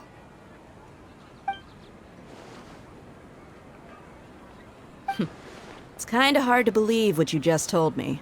First, let me make something clear. Most of us desert dwellers might not be the scholarly type, but we do have basic common sense. She's quieter than usual, uninterested in anything, and really gloomy. Yeah, she isn't the same as before, but her parents said that this is how she was like at first. Huh? At first? I don't quite understand what you're all talking about. I'll go rest on the bench over there. My lady, are you angry? All right, I'll give you the benefit of the doubt since you knew about my greatsword. Let's make this a quick trip. Miss Dunyarzad isn't completely safe here.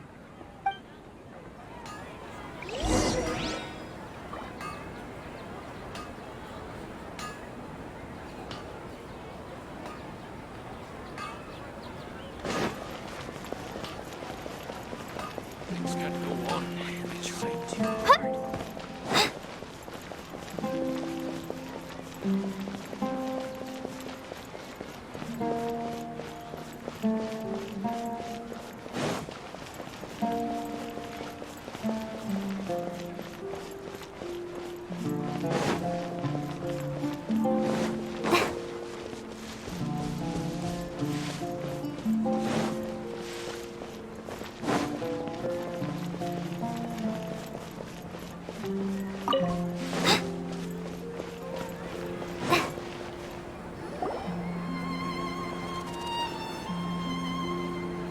Nahida! We brought a friend! Are you busy? I thought I told you that it won't help to bring anyone here. We just wanted her to see the real Dunyarzad's condition. The real Dunyarzad? Where and who are you talking to? Huh? I told you that you two are special. Other people can't see me or Miss Dunyarzad here.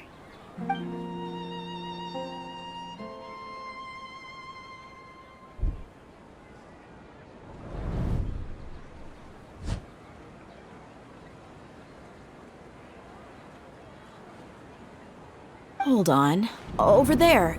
Is that? Wow, how perceptive. Does she have invisible antennae? Miss Dunyarzad, she's lying down here, isn't she? How's she doing? Her condition's really bad, and she's basically in a coma. How did you know she was here? I can sense her aura. There are also lingering feelings of something like regret or disappointment. What happened? Do you believe us now? The Sub-Zero's festival has been repeating itself. So, you think the sages are behind this? Yeah, they've always been against us. Wouldn't surprise me if they're using the Akasha to intentionally repeat the Sub-Zero's festival as a sick joke. You have a point. Aside from the Dendro Archon, the Academia's sages are the only ones in Sumeru who could pull off something like this. Maybe there's more to the Akasha than we know. Right! Didn't you awaken our memories using something that looked like a knowledge capsule? That means you must know something about the Akasha! The Akasha relies on the power of a gnosis to operate, as it is the manifestation of the God of Wisdom's power. It compiles the wisdom of the entire populace, and it grants knowledge to the people. A gnosis could do that? No wonder the Akasha is so magical. It's being powered by the gnosis of Sumeru's Archon. So, this Nahida you mentioned, what did she say?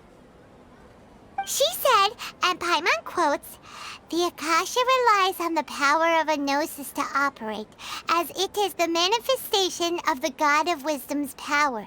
It compiles the wisdom of the entire populace, and it grants knowledge to the people." Compiles the wisdom of the entire populace and grants knowledge to the people. Wait. I get the grants knowledge part. That's what people have always used the Akasha for. But compiling the entire populace's wisdom? How does that work? Did she mean that the sages enter new knowledge into the Akasha? Oh, yeah. That sounds about right. What do you think?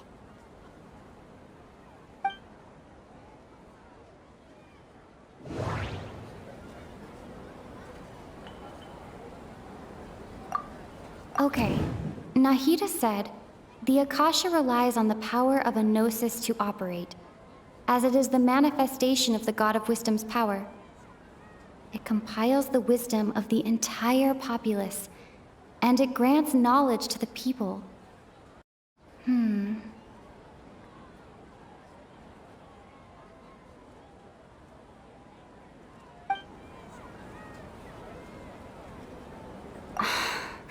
That doesn't sound right. I need to carefully think things through.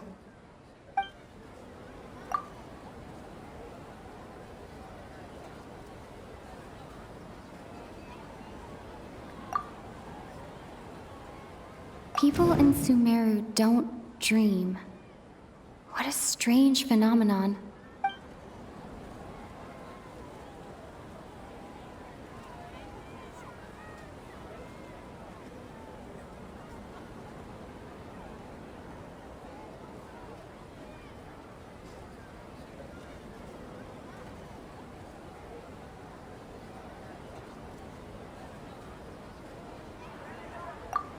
My mind feels exhausted, even though I haven't done too much thinking.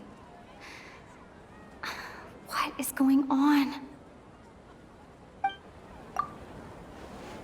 You mean the Akasha is causing our mental fatigue?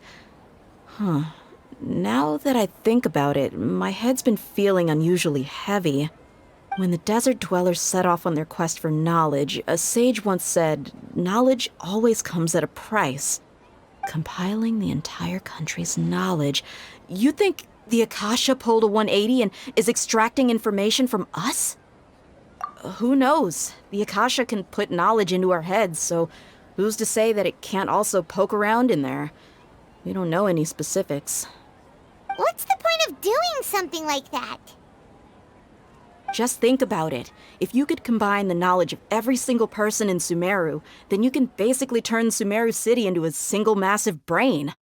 This hive mind could make breakthroughs in problems that even the smartest geniuses can't crack. An excellent deduction. And the analogy comparing Sumeru City to a massive brain? I love it. In that case, we should take off our Akasha terminals right away. Maybe that'll solve this problem. Yeah, I was only wearing this for show in the first place. Didn't expect the sages to cook up such a conspiracy. Mark my words, when this is over, I'm getting evidence and exposing this whole thing to the public. How does everyone feel? Huh? What is it? Oh, that! Paimon knows what you're talking about. It's a single soft beep that sounds like it's coming from the Akasha terminal. The sound of a beep. Could it be a prompt tone for when the Akasha is operating? That's probably an important clue. We weren't using our terminals, but we heard a beep anyway.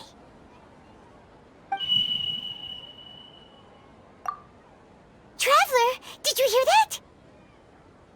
I heard it too. Our ears aren't messing with us. There was definitely a beep, but it sounded like it was coming from inside my head. We took off our Akasha terminals.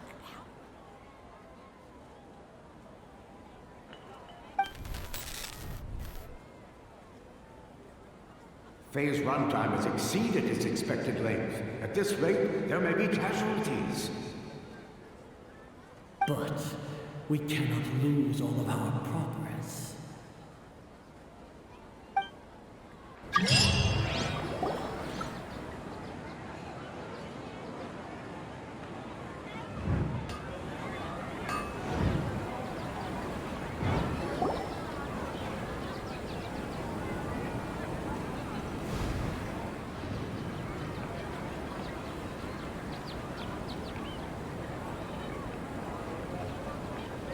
Paimon remembers everything!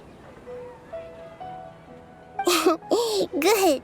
You adapted quickly this time.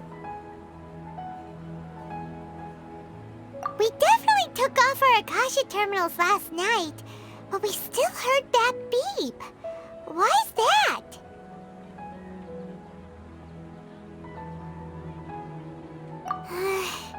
But now we can at least confirm one thing. The Akasha definitely has something to do with whatever's trapping us in this cycle. Oh, Paimon doesn't get it. Why would the Akasha go this far if all it wants is everybody's wisdom? It's extremely difficult for lab rats in an experiment to understand why they're being treated the way they are. If we're lab rats, then what are you? Nahida, you've never told us anything about yourself. I guess I'm the moon. The moon? Wasn't that the result of our divination? Anyway, knowing who I am won't help you get closer to the truth, so you should focus on other things. Don't get distracted and miss any clues. Okay then. Dia helped us a lot yesterday, so let's go find her. If Paimon's reading the time correctly, those kidnappers should be showing up soon.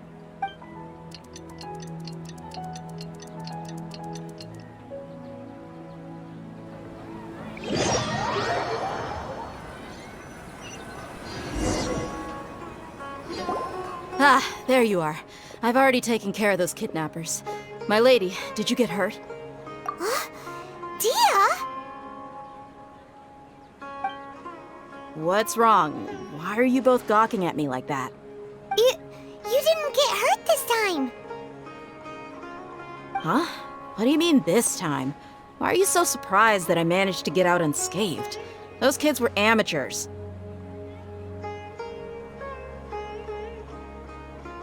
Shh! How did you know about my greatsword? I haven't told anyone about it. Please, don't tell Miss Dunyarzad. So Dia's lost her memories after all. Anything strange? You already know that I got a new greatsword. If I had to say something, it's weird how such a new weapon could feel so familiar. It's as if I've already used it to fight a countless number of battles. You're saying that although you don't remember using it, your body feels like it does? That's right. Both mercenaries and warriors heavily rely on muscle memory. Only knowing the theory of battle won't get you anywhere. Traveler, what do you think? Yeah, Paimon's feeling really hopeful. Oh, you're right! Earlier in the Samsara, something like this would have never happened. I have no clue what you two are talking about, but it's still dangerous here, so... So you want us to take Dunyarzad somewhere else to rest while you check if there are still more kidnappers around, right? How did you know what I was gonna say? Can you read minds? Forget it. Go and do your thing.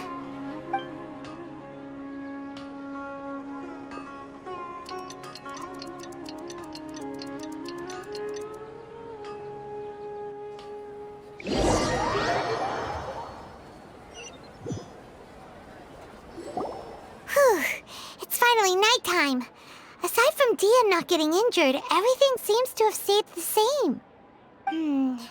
Listen, Nahida, we found out that Dia got out just fine today, even though she got injured every other time she fought the kidnappers. Do you think the Samsara has been broken? Have we saved Dunyarzad? Really? Good job on all that progress. Get some good sleep tonight. Hey, what kind of an answer is that? Tomorrow will come. Everyone assumes this is common knowledge, but the only way you can know that for sure is if you experience tomorrow. How many todays has it been? Is it possible that today will be followed by yesterday? Does tomorrow truly exist as anything beyond a made-up concept? It's even possible that this entire world is a lie, and the history of the whole world has just been one endless Sub-Zero's festival. Okay, no more. Paimon's brain is already shut down. That's why it makes no sense to waste your energy thinking about things you will learn tomorrow. get some good rest. You know, use the bathroom and flush your anxiety dookie away. Huh? Hold on, what did you just say? Did Paimon hear you correctly? Huh? People always say they feel a sense of relief after they take a duk-duk. That's why I suggested you could try that. Is that so strange? It's so strange and so against common sense that Paimon's at a loss for words. You were sounding kind of smart just a minute ago. Yeah, even though it's happy and lively at the Sub-Zero's festival every day, it feels like it's been a long time since we've really gotten to relax. Let's go back to our room.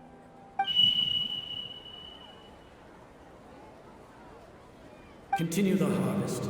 Compared to what we stand to achieve, these sacrifices are trivial.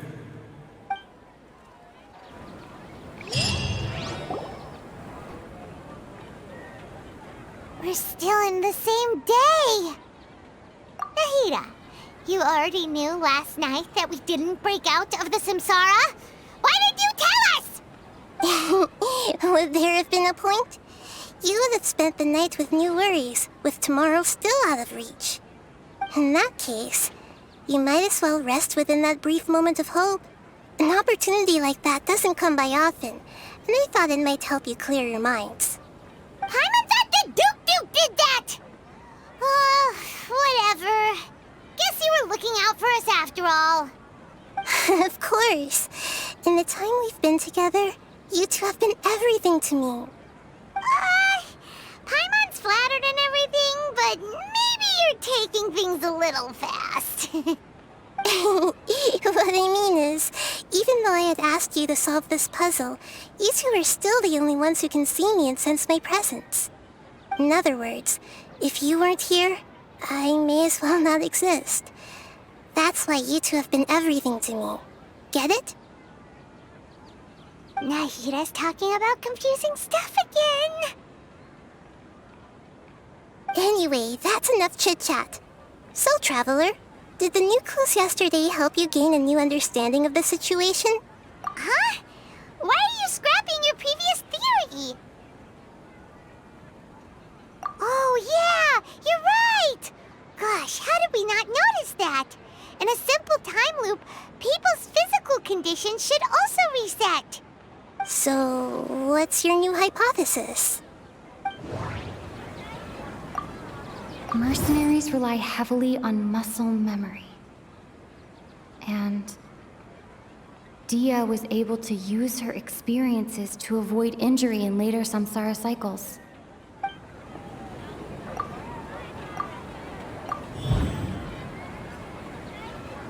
If all our memories of a day are erased at the end of that day, then we would unwittingly relive that same day again and again.